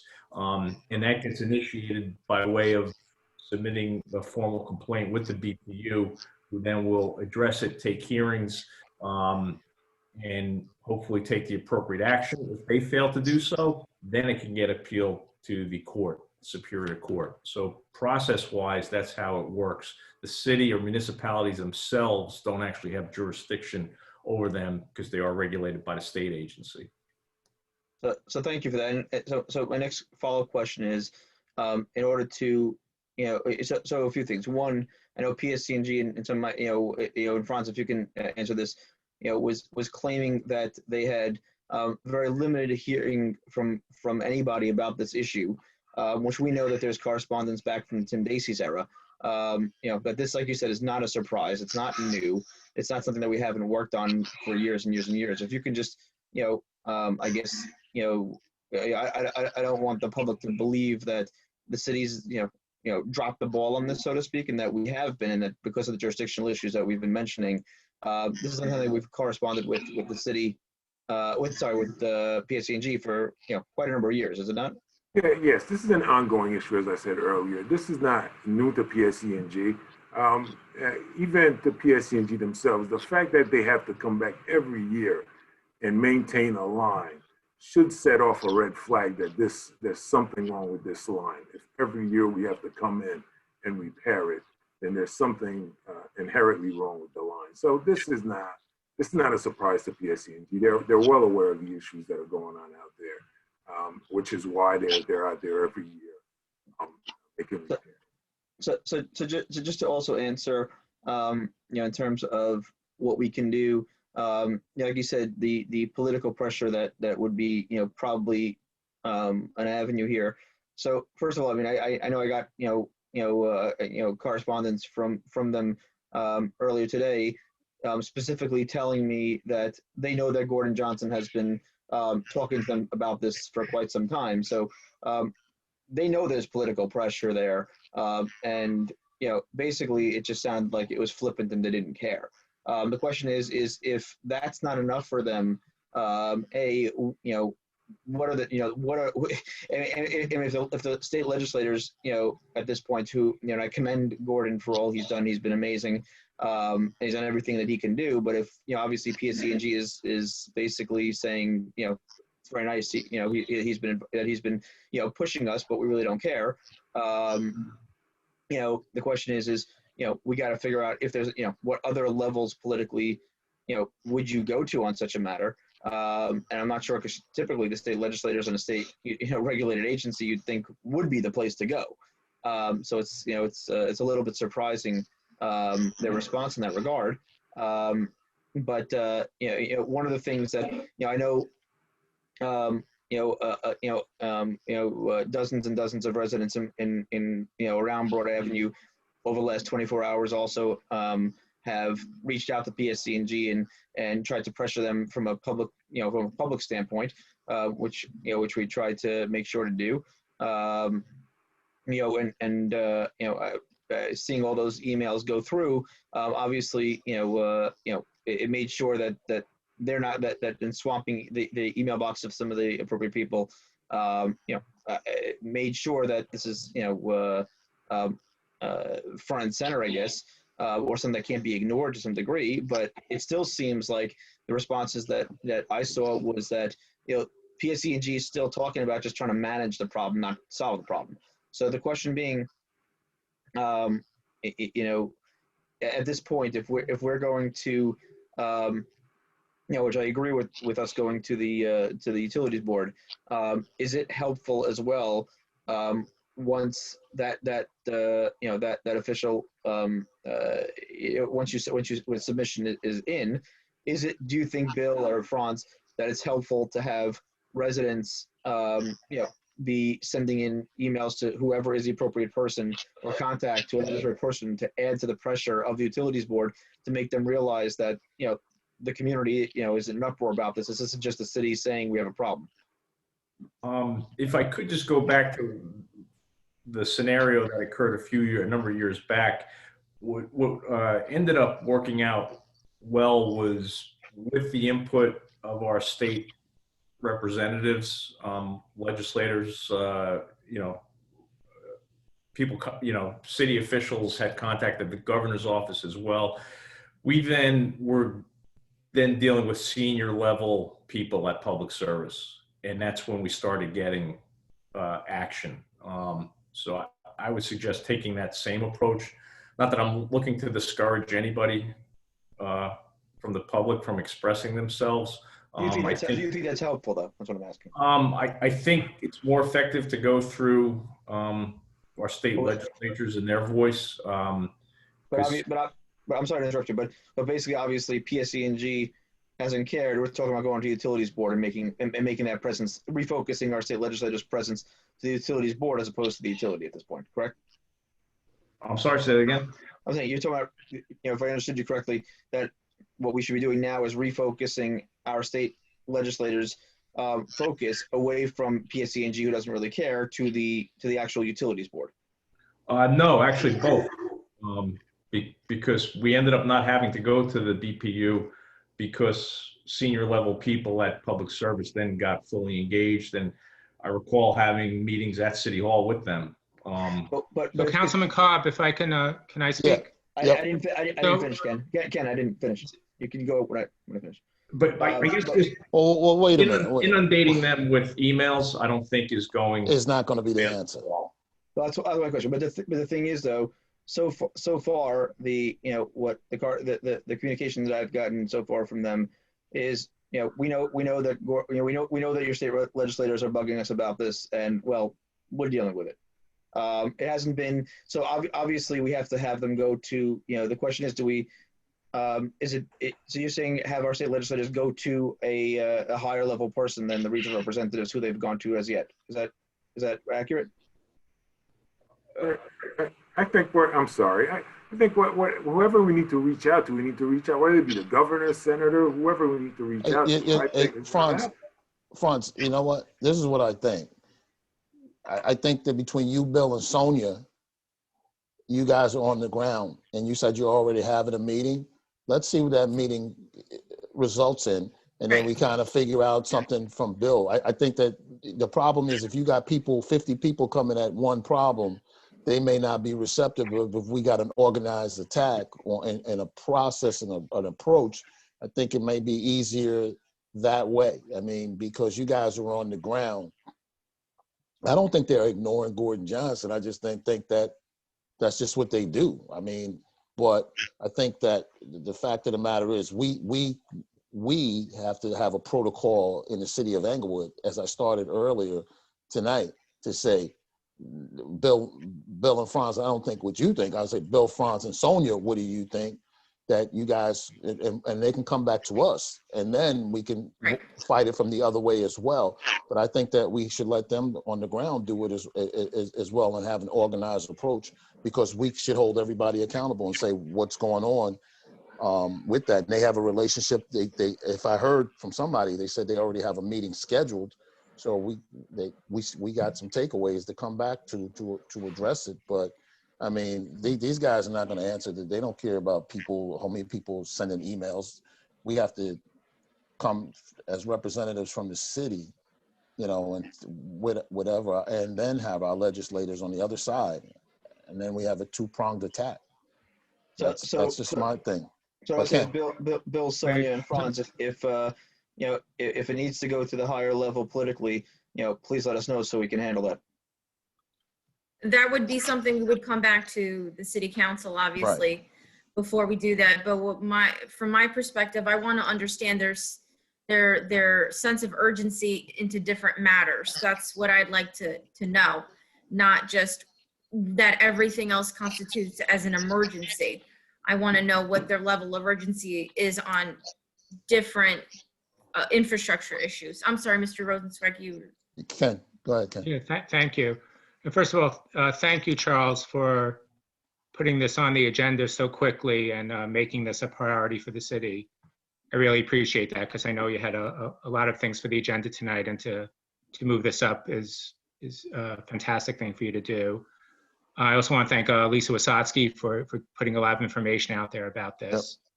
You know, I think the meeting makes a lot of sense, but it's clear PSE&G strategy is to kick the can down the road, make us happy for a little bit, not solve the problems permanently. Everyone moves on to a different problem, gets on with their lives, and this pops up again next season or the season after that. So, you know, I think we need to keep them on a very tight schedule with permanent changes here and a long-term plan, not just, you know, get off of my block this week, because they're going to be back, you know, in the fall, next winter. Yeah, I live off of Lydecker Street, which has also been completely torn up, repaired, torn up again. You know, we're driving down and we have to make a big detour. So definitely let's have the first meeting, but I think we need to keep we got to keep the pressure. The appeal to the BPU on a very short leash. And then one thing I would ask you to do, Charles, is I know there are a lot of people at the council meeting tonight, you know, with questions about this, and instead of, if just about this topic, instead of having them wait to the end of the meeting for public comment, could we just have them discuss this while it's fresh on our minds, if that's at all possible? We could do that. Then we would cheat them out of going to public session twice. You know what I'm saying? Yeah. So if everyone agrees to only speak once, I think that'd be appropriate.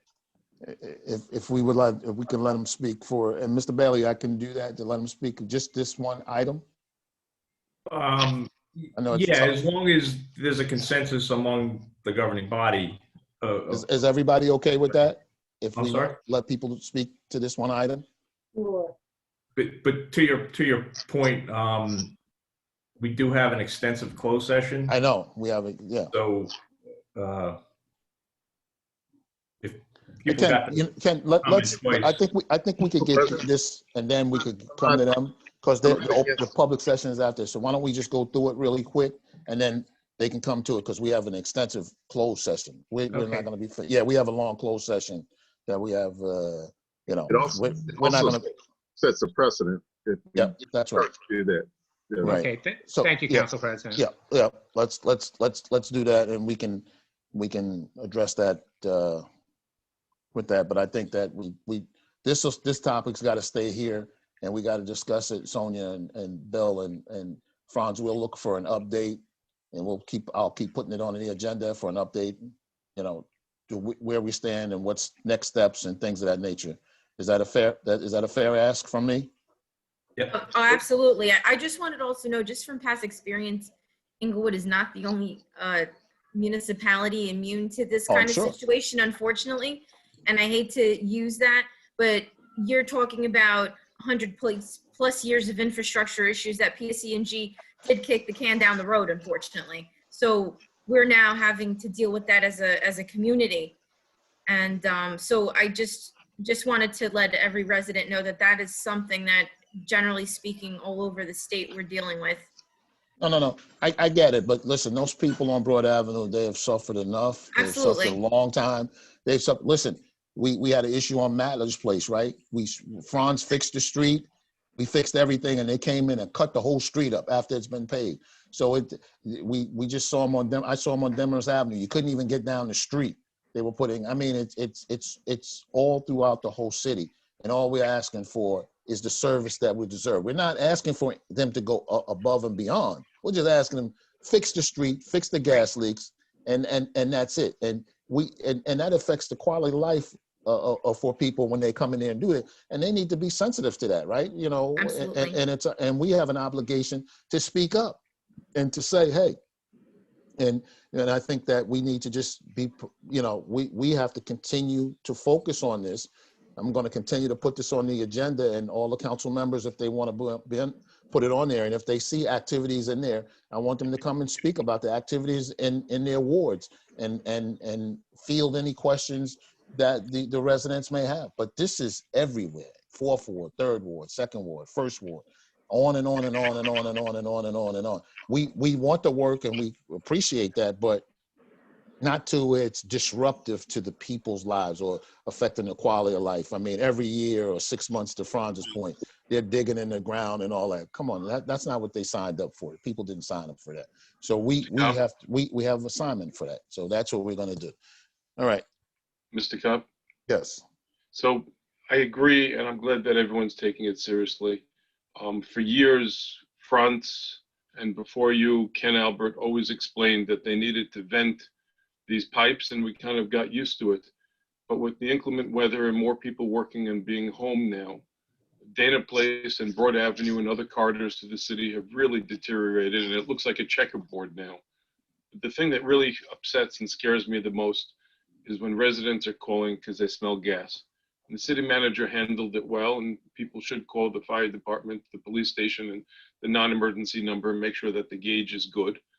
But in the end, if the utility company or the managing group, the BPU, isn't doing its job, then we have an obligation to the residents of the city too. If it's a 100-year-old pipe and it has to be replaced, and it has to be replaced throughout the city, we shouldn't have to wait for an explosion or for a car accident or something to trigger a gas reaction and so forth. So I appreciate that everybody's taking this seriously, but I'm old-fashioned when it comes to these things, and we have an obligation with all the taxpayer dollars and a stellar lawyer on staff, as it were, with Mr. Bailey, to take action if we need to, if it's not strong enough. Waiting and waiting and waiting.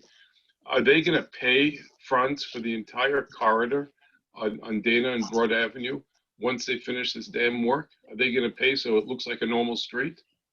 That's what I'm pushing for them to do right now, is pave the entire corridor. So And are they going to replace the 100-year-old pipe underneath, or just going to ventilate it every season? Right now, we are working to see what we can get as far as what kind. We want it replaced, and it should be replaced. But right now, they're just repairing the joints, and we're fighting to see if we can get the line replaced. Thank you.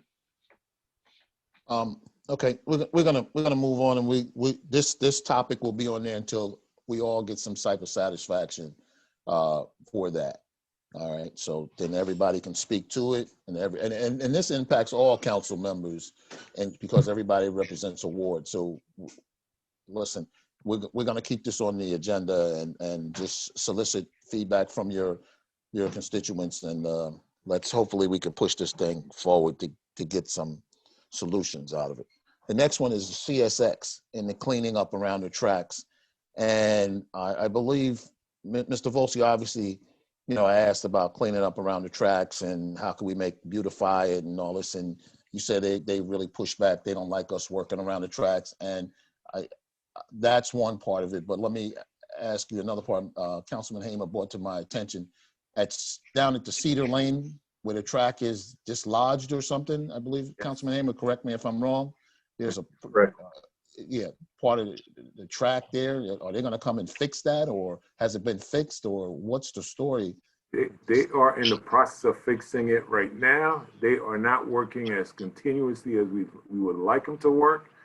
There was no one out there today. I've called and left a couple messages for the foreman for that group to call me back. I haven't gotten a call back yet regarding when they plan on resuming that work and opening up the street again. But yes, that was a dangerous situation. The tracks actually came out of the ground, and it would have been problematic to leave that. It would have been hazardous to leave that road open. So it is necessary for them to make the repairs, but they are taking far too long, in my opinion, to get that completed. So, Mr. Bailey and Sonia, can y'all help Franz, and can y'all huddle on this one as well, so we can. We've spoken. I'm working with Bill. Yeah.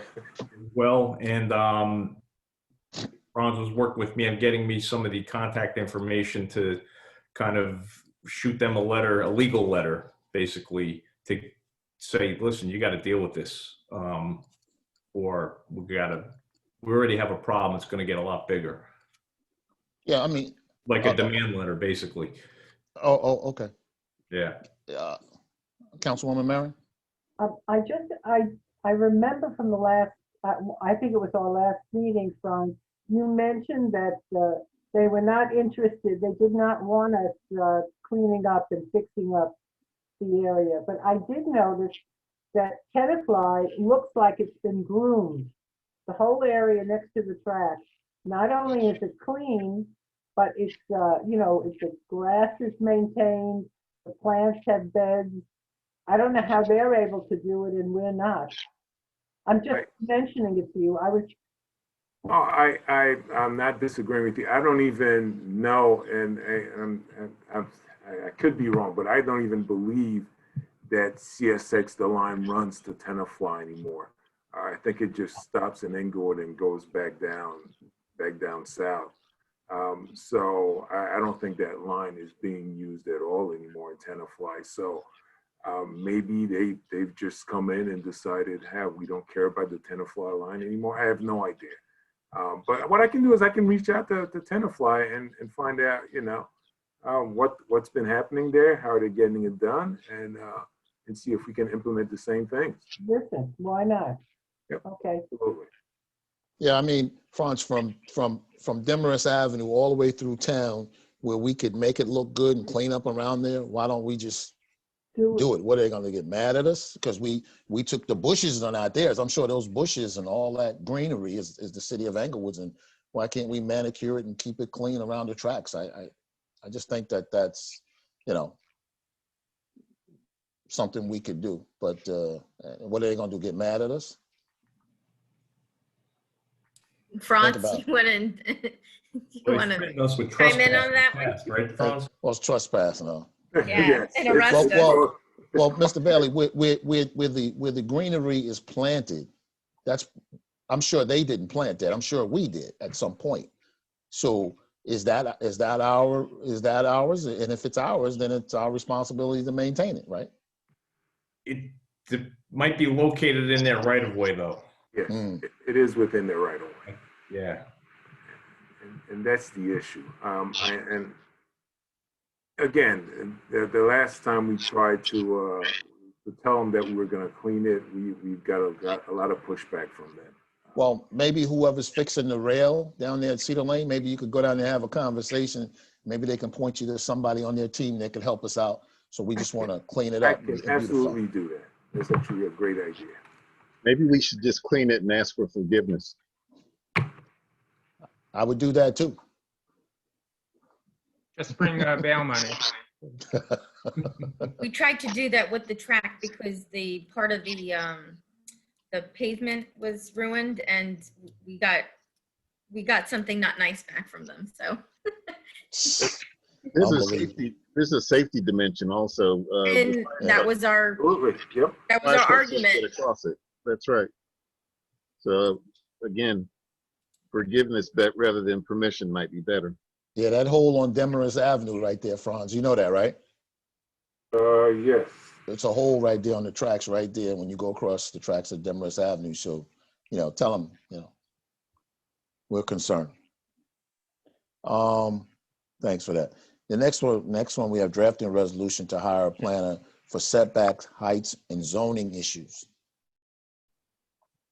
We've been talking about this for a while, so we wanted to, I asked Mr. Bailey to you know, and so I think we need to move forward with getting a resolution so we can take care, and more importantly, the heights, the setbacks, but also the zoning, because the zoning will stimulate commerce in the city of Englewood, because it will allow different types of other kinds of businesses to come in. And so we need to hire somebody separate from the folks that we have doing the other studies across town. Mr. Bailey? Yeah, because, you know, to your point, given the economic and pandemic climate that we're in, taking a real hard look at possibly new different types of uses to permit in various parts of the city to help property owners and business owners and, you know, revitalize. The one question I had though is your preference to do a RFP process, put that out and then get responses from whatever licensed planners throughout the state, or the other option is if you have a planner in mind, we can do a resolution appointing that person. I don't think there is a planner in mind. Right, But there is not to my knowledge. I mean, No. I don't think we have one in mind, no but one, we haven't had specific discussions about any right, specific. we haven't had that. Sonia, yep.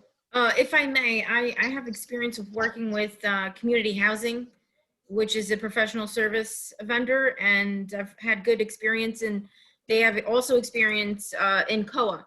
So, Bill, if you want to work with me and we want to get some sort of idea what those planning services would look like based on our criteria and what we've been looking for, I'd like to work with you on that. Sure, absolutely. Okay. Councilman Hamley, you got something to say about that?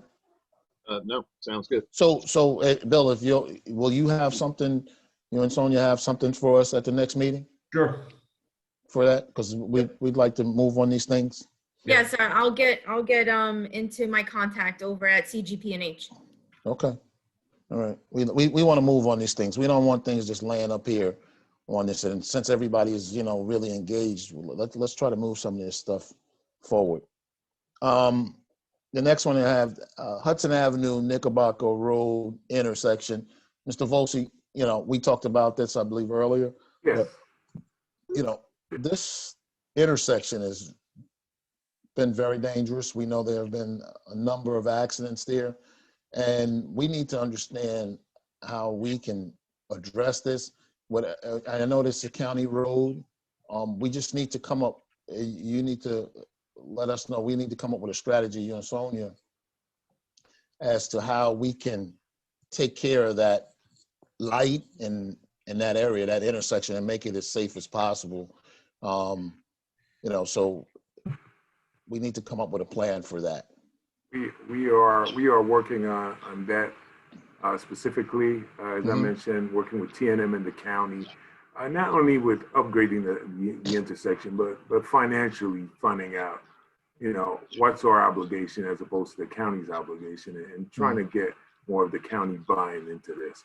The lights out there have been surveyed. Unfortunately, as with many of our signals, the signals themselves and the ports are antiquated. They're no longer serviceable. So whatever we do with that signal, it's going to be upgraded. It's going to be new, and it's going to be costly. So we are in conversations with the county in terms of what kind of financial obligations they would have regarding this. And I expect to get some sort of a report or concrete answers in the coming days, and I'll definitely share that with the governing body.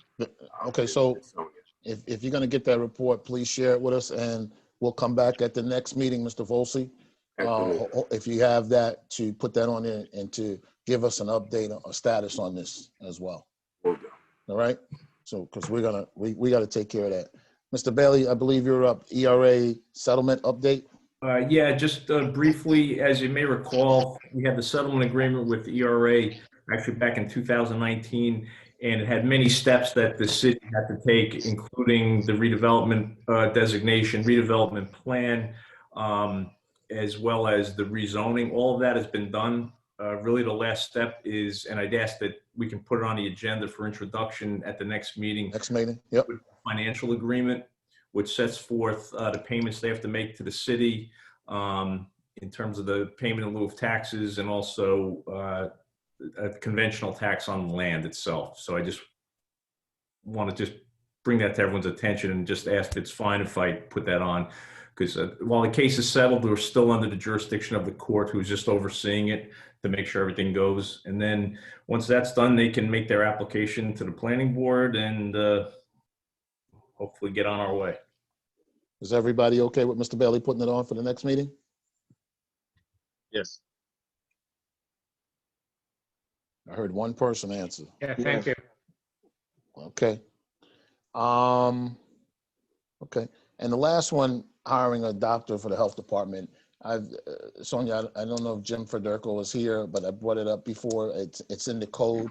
I think this would be a good opportunity to get somebody in part-time to really help us out here.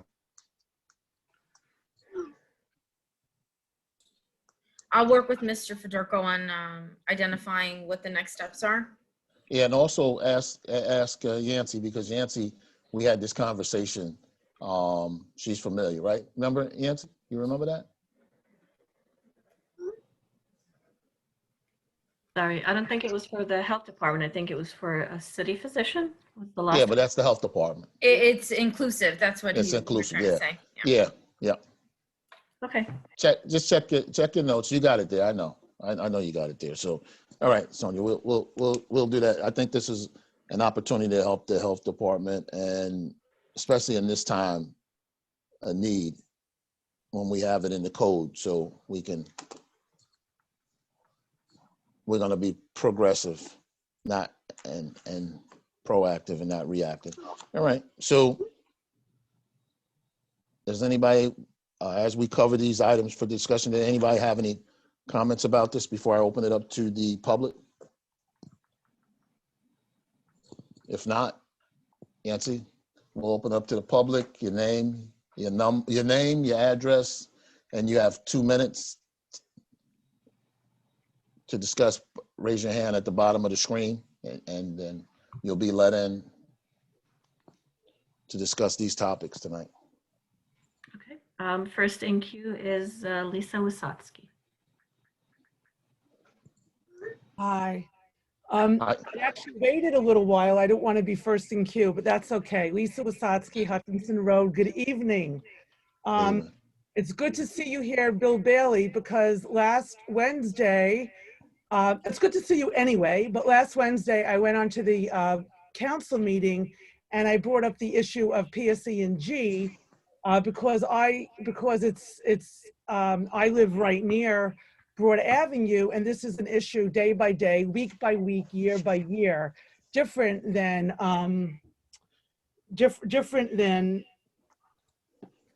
some of the other areas where PSE&G is working. And I just wanted you to understand that the impact is not just Broad and Dana, it's also the streets off of Broad and Dana. And I spoke about, I live on Hutchinson, Huguenot, Madison, Meadowbrook, Fountain, all those streets are impacted by PSE&G. And it's, of course, there's the safety issue, the possibility of a rupture of a pressure line, but it's also the traffic. It's also, you know, getting on and off your street. And even one of my friends on Broad called me last night, very distraught about what was going on in PSE&G. And I think they may be on the call and maybe they'll speak. And I said, well, aren't they still working? Because from my house, I hear the banging. And she said, and I said, I can't sleep. Like several nights this week, I have not been able to sleep because of the banging. And she said, that's not them working. That's the cars going up and down the steel plates. So here I'm off of Broad and experiencing this. You can only imagine what my friends and neighbors on Broad Avenue and Dana are experiencing. Last week when I came on, I urged the council to file a formal complaint with the Board of Public Utilities to demand the replacement of the line and to reach out to the governor and our state legislators to assist in support of the application. I want to thank you for moving that forward, that plan. And I just want to reiterate to the council, we need to be aggressive legally and politically to move this along.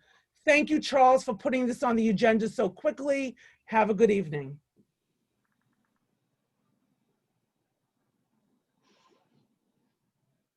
Next is, I'm sorry, I'm going to pronounce this, Naomi Sheps. Hi, yes, thank you very much. Name is Noam Sheps, resident on Broad Avenue. Thank you all for taking the time to discuss this matter this evening. I guess from my perspective, this is no longer discussion about paving the street and fixing it from looking like a checkered board or some noise or Band-Aid fixes. Quite frankly, I think it's time for much more aggressive escalation of the matter. This is potentially a true public health disaster in the order of magnitude that we all learned about in the Aaron Brockovich movie. I do not understand why it is that days in and out, weeks on end, years now, we have to inhale toxic fumes with little to no communication as to what this process will ever yield in terms of a final solution. I think we really need to be concerned about the health of the residents, not only on Broad, but more broadly. I think there's a serious life and safety concern here with cars now weaving into oncoming traffic to avoid the plates, or cars coming, increasingly closer to the curb on the southbound side in order to avoid some of the plates, which just makes the likelihood of a car accident that much greater. Not only in terms of the vehicular activity, but as it relates to people walking on the street, and people trying to get in and out of their driveways, right? And look, I don't know if it dramatizes the matter to talk about an explosion, but intuitively one would think when you just release gas into the environment, you increase the likelihood of a disaster of that nature. And I just ask, what politicians, what corporate executives want to be on the cover of the Wall Street Journal when there is that disaster and you have to report about the loss of life? That's the level of urgency I think this matter needs to be addressed with. Thank you. Thank you. Next. Next. Okay, next is Jason Silverstein.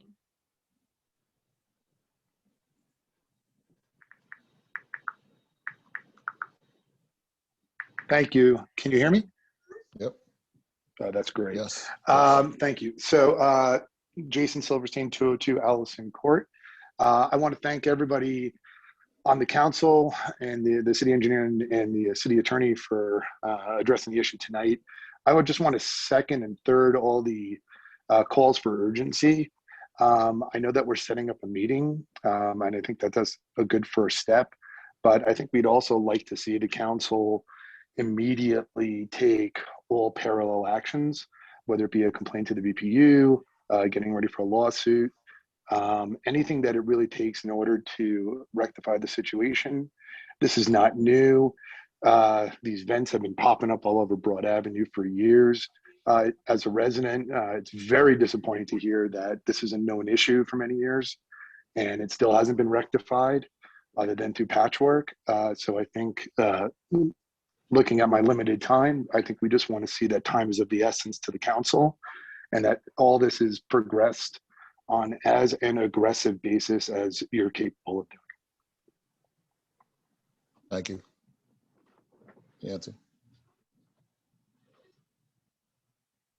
Okay, next is Colette Thompson.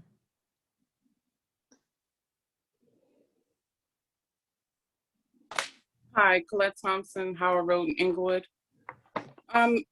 For the last 2 years on this city council, I've expressed from my heart about the need for speeding that's been happening on Tryon Avenue. I requested a crosswalk.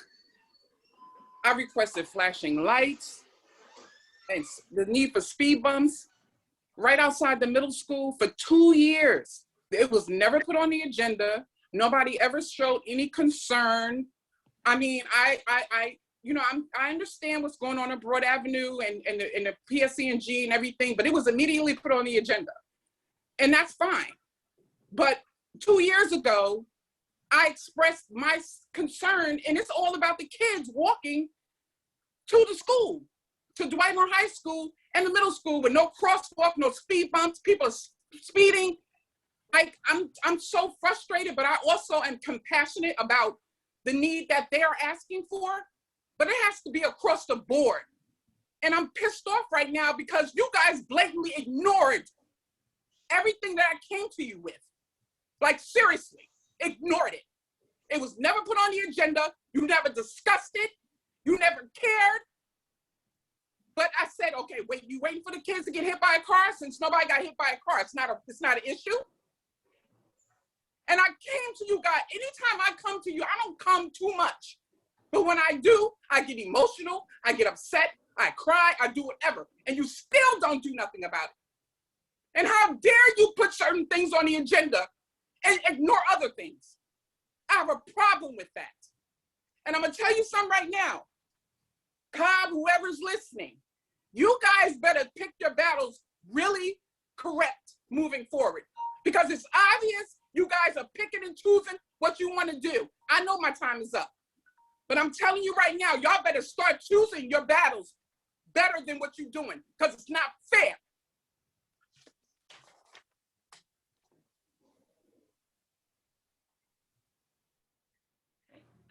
Next is Amy Bullock. Amy Bullock, Calland Avenue in Englewood. So we can add Lafayette Avenue to that same concern that it has been brought to the council's attention on numerous occasions over the course of several years that there are no crosswalks, nothing to slow down traffic from Wide's Corner to Forest Avenue, where you have a large pedestrian population.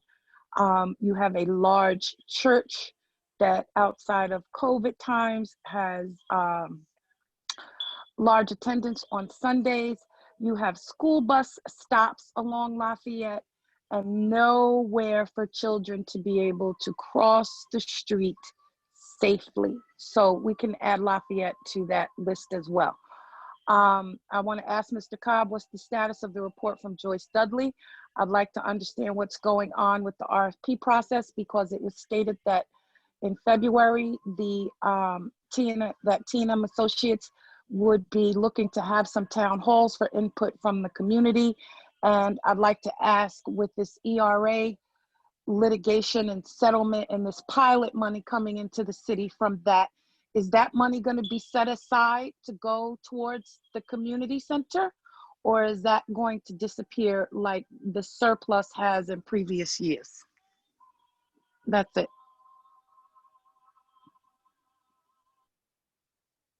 Mr. Volsi, I want to address a couple of questions here. And normally we don't talk during this, but we spoke earlier in the 6 o'clock hour today at a meeting about Lafayette Place.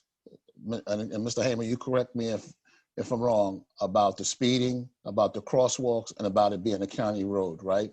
And that we were working on that, number one, right? Correct. Mr. Hamer, did we have that conversation tonight? That's correct. It's going to be addressed in the spring. It's going to be addressed in the spring for Lafayette Place. We've already talked about number one. Number two, on Tryon Avenue, when you come across Tryon Avenue, come across Nicobarco Road, there is a flashing light there that the city spent money on, and we have a flashing light up by the school. When the school's in session, those lights are flashing with a speed restriction on those lights there.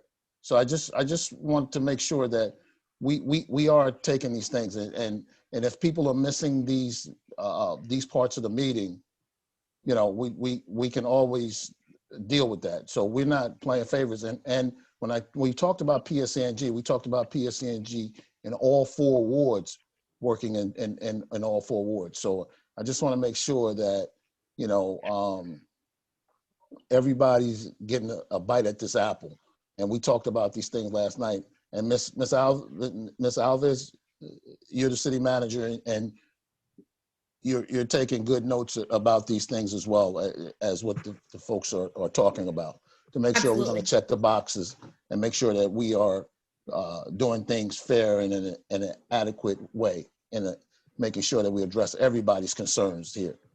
So, you know, maybe they missed some things, and maybe what we should start to do is when we post our projects and areas we work, we'll post them on the website so that, you know, this way people will understand, the residents will know things that we're talking about, what we're doing. Mr. Volsi, whatever projects we have, like the striping of the crosswalks and putting in additional lighting on Lafayette Place and talking about the bus crosswalks and all that.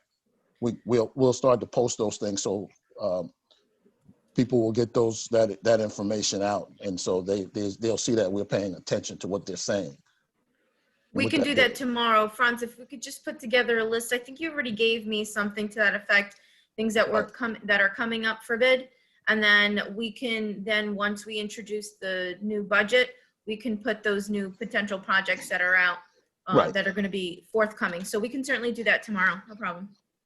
So we can have it on the landing page. So in case they miss it here at the meeting or they miss it, they can go to the city website and get their questions answered as well about the projects that we got going on in the city.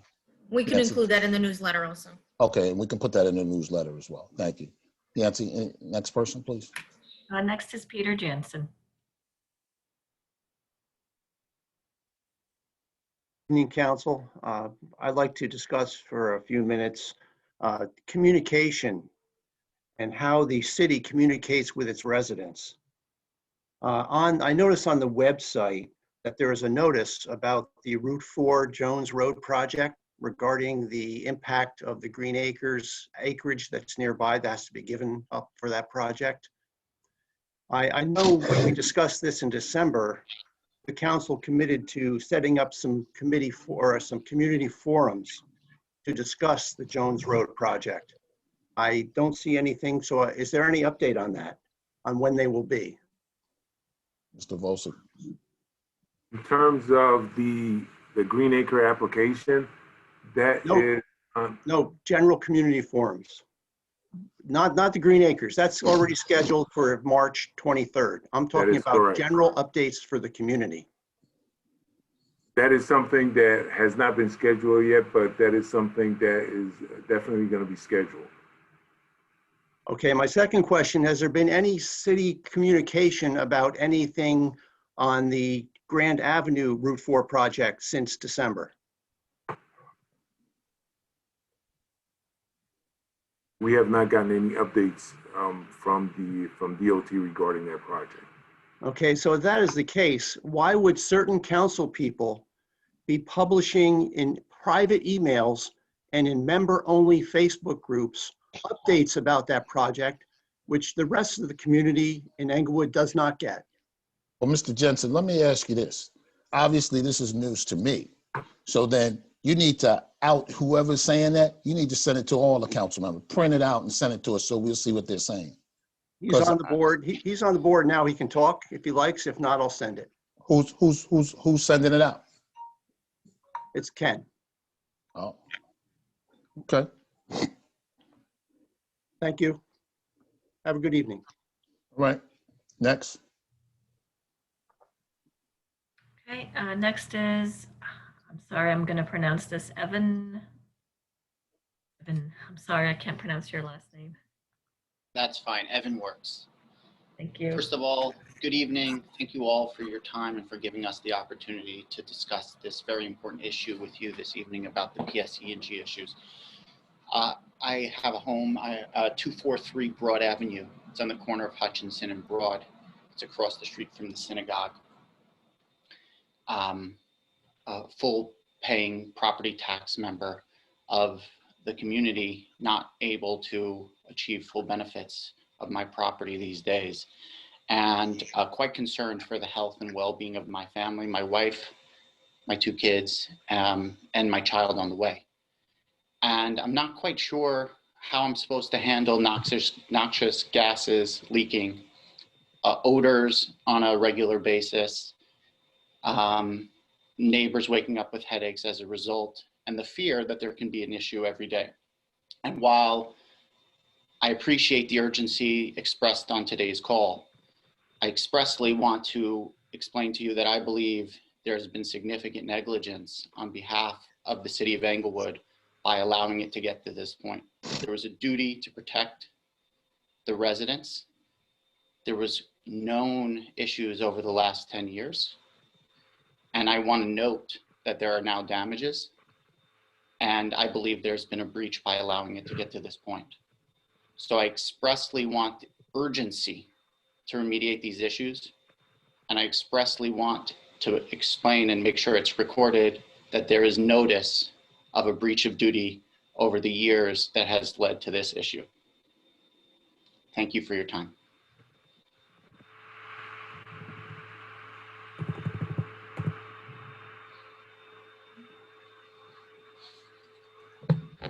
Nancy. Next is Rick.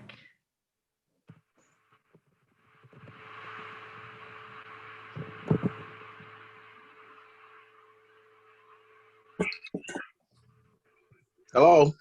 Rick, go ahead, Rick. Yeah, Rick Wilby, Englewood, New Jersey. I also want to put the city on notice of a breach of duty. It seems to me like road work in the Jewish community takes precedent over a community center in the Black community. Okay? It's very disgusting that somebody like Ken Rosenzweig that won't even answer questions about his culpability in a racist email would try to interject comment on something as insignificant as road work in the middle of the meeting. This is completely unacceptable. Black people have suffered gentrification. We suffered being priced out of our communities. We suffered lack of representation. We suffered schools that were destroyed on purpose by people with ulterior motives. And here we are in the election cycle where people's every whim are being addressed for the simple fact that people want their votes. Okay, but down here in the Black community, we have people like Miss McDonald's Wayne Hamer in Park View, who's about to be pushed out at 92, and nobody cares. It's amazing how insensitive certain communities are to the needs of other people.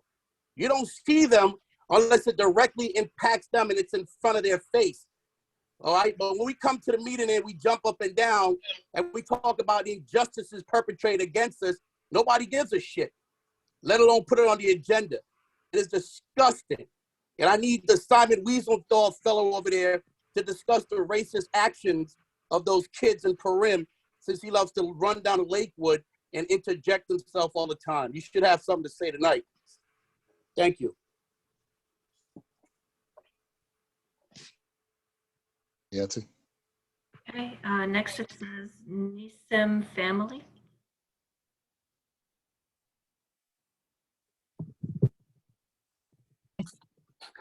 Good evening. Can you hear me? Yes. Hello? Yes. Yes. Hi. Okay, good. This is Nancy and Norris Nissen. We live at 269 Broad Avenue.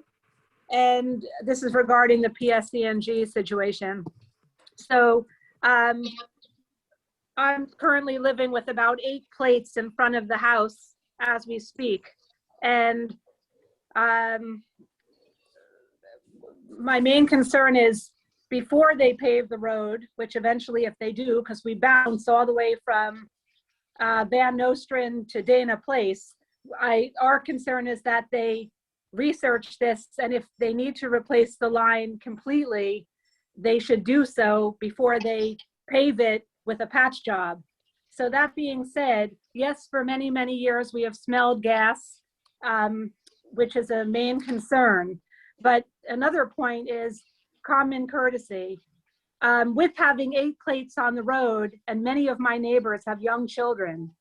I have children much older that are working remotely, but the sound is absolutely insane. And I'm the lady who spoke to Lisa Witsotsky last night, and she thought they were working in the evening when that was simply the banging of the cars on the plates. I called the police department yesterday to see whether they could put that sign that says road closed up just between the evening hours of 7 in the night till 7 in the morning, but they were of no help.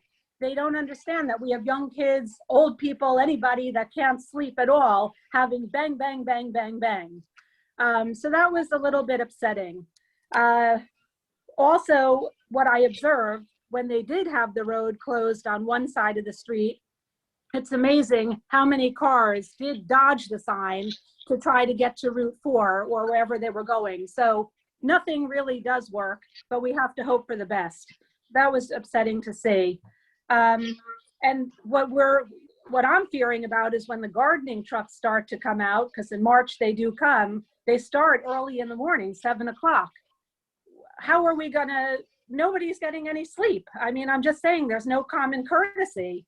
And we pay our tax bills like anybody else, but it's just common courtesy.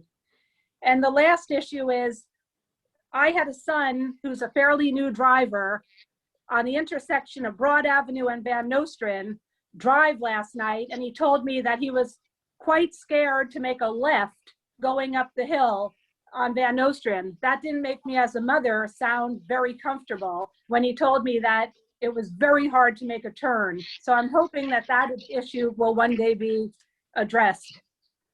So I think I covered the bases on what we're concerned about. Norris, anything you have to say? Okay, so thank you very much. Thank you. Yancy. Okay, next is Joe Cohen. Hi, this is Joe Cohen, 266 Broad Avenue.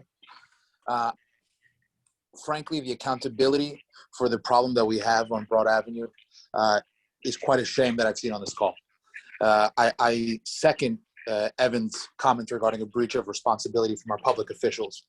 Every single morning, my wife or myself stand outside with my daughter to put her on the bus to school. And every morning we have to time ourselves specifically to make sure that I'm not out there for too long, because my 5-year-old daughter, my 3-year-old daughter are inhaling gas from the streets. I don't know where you guys grew up or where I grew up. When there's gas leaking, that is an emergency. To the councilmen here and the councilwoman on this call who spoke about process, the level of bureaucracy that you guys are engaging with regarding a public health to the concern of our children, to ourselves, is ridiculous. My wife this morning had a medical emergency and I had to call an ambulance at 6 o'clock in the morning. If I called 1 hour later, if her medical emergency was 1 hour later, I can't get an ambulance to my house. Multiple times in the past 2-3 weeks, I have not been able to get my own car in my own house. Put aside the gas issue that you guys are having. It is appalling to see the level of engagement and accountability by our public officials regarding gas leaking on Broad Avenue. We have nearly a community center of over 800 families every weekend walking, young children, elder people walking, inhaling the gas. You have your own public police officer standing there supporting the community, inhaling the fumes. I'm not sure what you guys are waiting for in order to escalate this to a higher level. You said you're waiting for a meeting next week. I find that level of engagement embarrassing for this group of officials here. And I ask that you guys come to Broad, stand here for 20 minutes at 7 a.m. in the morning when they start to knock, when they start to bang, and you can start to smell the fumes that are coming out from the holes that they are opening on our streets. And I want you to look at us in the face and tell us that it's not an emergency. You said before that there's a process to go through, and only if there's an emergency. I want you as public officials to tell us that there is no emergency. I don't think you guys have any knowledge, any data that tells otherwise. You guys are simply working on assumption and following what PSG is telling you, and the blind is leading the blind here. And we are waiting for somebody to take action. And you have many constituents here on the call from the community who are urging you guys to take action. And it is not felt. I was hoping to come on tonight's call.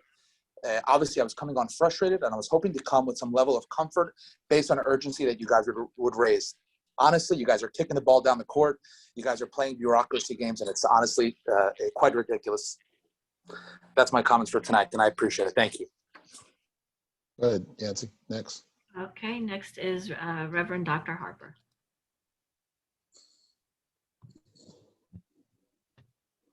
Greetings.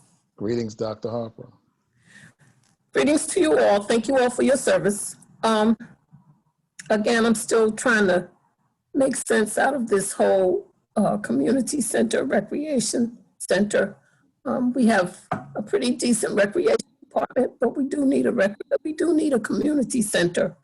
So my prayer is that hopefully before I die, that there is a community center for everybody, not for any particular one group, but for every resident in the city of Englewood. So just to make sure I'm understanding what is going on, and excuse me if I'm not too adept at this stuff, but I'm going to ask anyway. Exactly what does an RFP do? Does it examine? Does it explain? Does it examine or explain what the community needs? What does it do? Does it explain how the community center will actually come to be? Second question, What role does the planning board have in this RFP process? What role does the planning board have in making a community center become a reality? Third, the summer is coming. I do recall historically, you could not drive down Tryon Avenue because our children and their parents were at the pool. So my question is Tryon Pool to be leased out again, or will the residents, you know, us taxpayers, be able to use the pool all day like we used to? My final question, I know Yancy, thank you. My final question, and I would like for you to answer all of them. The hole on Overlook and Jones Road, is it slated for repair, repaving, for refilling this spring? Thank you. I'll listen. Mr. Volsi. Well, Mr. Bailey, you want to explain the RFP process? And Mr. Volsi, you want to talk about Overlook real quick? Because we got to go into closed session. Mine is pretty quick. Yes, Overlook is slated for the spring. The RFP process is request for proposals. So what that is a document that's available to anybody in the public that's interested in developing the site, the Russell Major Liberty School site, and they submit a proposal as to what they want to do there with the planner. And I'm going to be speaking to the planner tomorrow, by the way. But what the planner is developing is the scope of the request for proposal in draft form initially, and then to get input from the public as to that. Because the RFP, among other things, anyone that submits a proposal has to demonstrate their financial ability to develop the site, references, where they've done it elsewhere, the nature and extent of the use has to be determined. In terms of your question, Reverend Dr. Harper, regarding the planning board's role, in terms of the initial RFP process, they're not involved. However, the planning board does get involved if it pertains to, for example, rezoning the area in question to allow the use that the city wants to be permitted, as well as a site plan application if there has to be improvements, renovations, new construction on the subject site. So at that point, the planning board would get involved in conjunction with the governing body. Yancy. Okay, I just want to confirm, Ms. Thompson has her hand up again. She's next in queue, but everyone's on We the have to go. once. That's right. Okay. Tonight, because we have a special meeting. We got a closed session tonight, and we have a meeting before the meeting. So. Okay, so then the next one after that's going to be Diane Jensen. Hi, Diane Jansen, 589 Ridgeland Terrace. I'm sure you're aware that Governor Murphy has signed into law that nonprofit hospitals need to make community service payments to the city in lieu of property taxes. So that means Englewood Hospital will be paying in excess of maybe $300,000, maybe more, maybe a little less, with 5% going to the county. I would hope that the city council would earmark that for a community center. That's number one. Number two, I would hope that the city, knowing the community demand for a center, a community center at Liberty School, the Russell C. Major Liberty Center at Liberty School, would commission someone to write a response to the RFP on behalf of the residents of the city of Englewood, where the city would use these community service dollars as well as other funding to fund a community center. Number three, in support of what Colette Thompson said, I would like to say that in August, there was a traffic advisory committee. The two subsequent meetings were canceled. In the August meeting, $1.5 million approximately that Franz was estimating, because I was asking him after every project, you'll recall Franz, how much it cost. Nowhere in those projects were the projects that Colette Thompson talked about. And I raised the issue, Why weren't the areas that were in the crash maps that were brought to the city's attention in 2018 addressed? And those include the areas that both Colette and both Amy raised, as well as other areas in the 3rd and 4th wards. Now, I live in the 2nd ward, but I can tell you that most of those projects, those $1.5 million in projects, were in the 1st and 2nd wards. And I don't think that's fair. Thank you.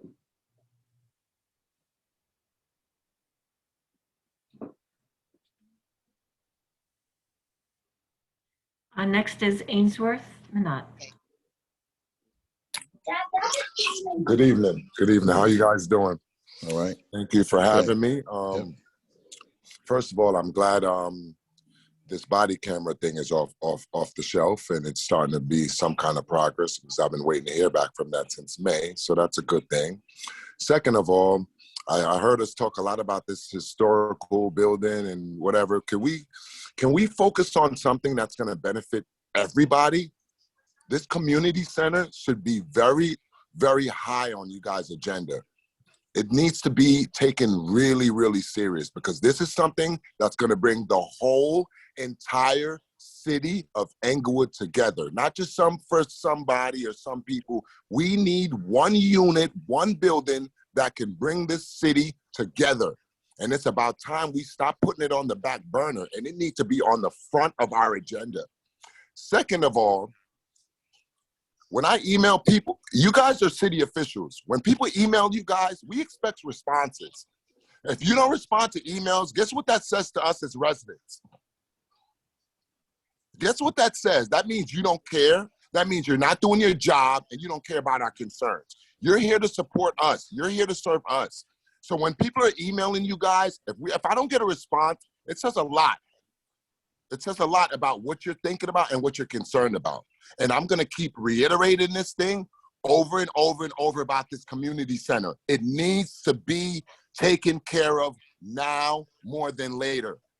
We need to put all this stuff aside and get it together. We have all this funding, like Ms. Jansen said, about coming from Englewood Hospital. I heard everyone talk about the historical site. The mayor got 10,000 from this. Some other got 10,000. Why can't we do this for the community center? Why? Why can't we do the same thing for the community center? If we can start raising all this other money for a historical site, let's raise money for something that's functional that we can have that'll heal our city today. And that's what I want to say. Thank you guys so much and have a great night. Okay, the only other people that have their hand up are. Nancy, we got to go. We got it's 10:16. Sorry for that. We have to go into closed session. We have to hold a closed session. And we got people waiting for us, the attorneys. We got stuff to do. If anybody wants it, just email us but we have to go. Mr. Bailey, can you take us in? We're going to close the public session. Can you take us into closed session, please? Yes, sir. Be resolved by the governing body of the city of Englewood that a meeting closed session pursuant to subsection 7 and 8 of the Open Public Meetings Act to discuss litigation, matters within the attorney-client privilege and personnel matters, and be it further resolved that the discussion conducted in closed session can be disclosed to the public upon taking final action thereon, provided it does not constitute an undue invasion of privacy or violate the attorney-client privilege, and be it further resolved that the governing body will return to open session simply to adjourn the meeting, and it is not envisioned that it will take any formal action at that time. Okay. We need a motion and a second to go into close. So moved. Second. All right. All in favor? Aye. Aye. We're going to close session. Thank you. All right. Good night, everybody. Night.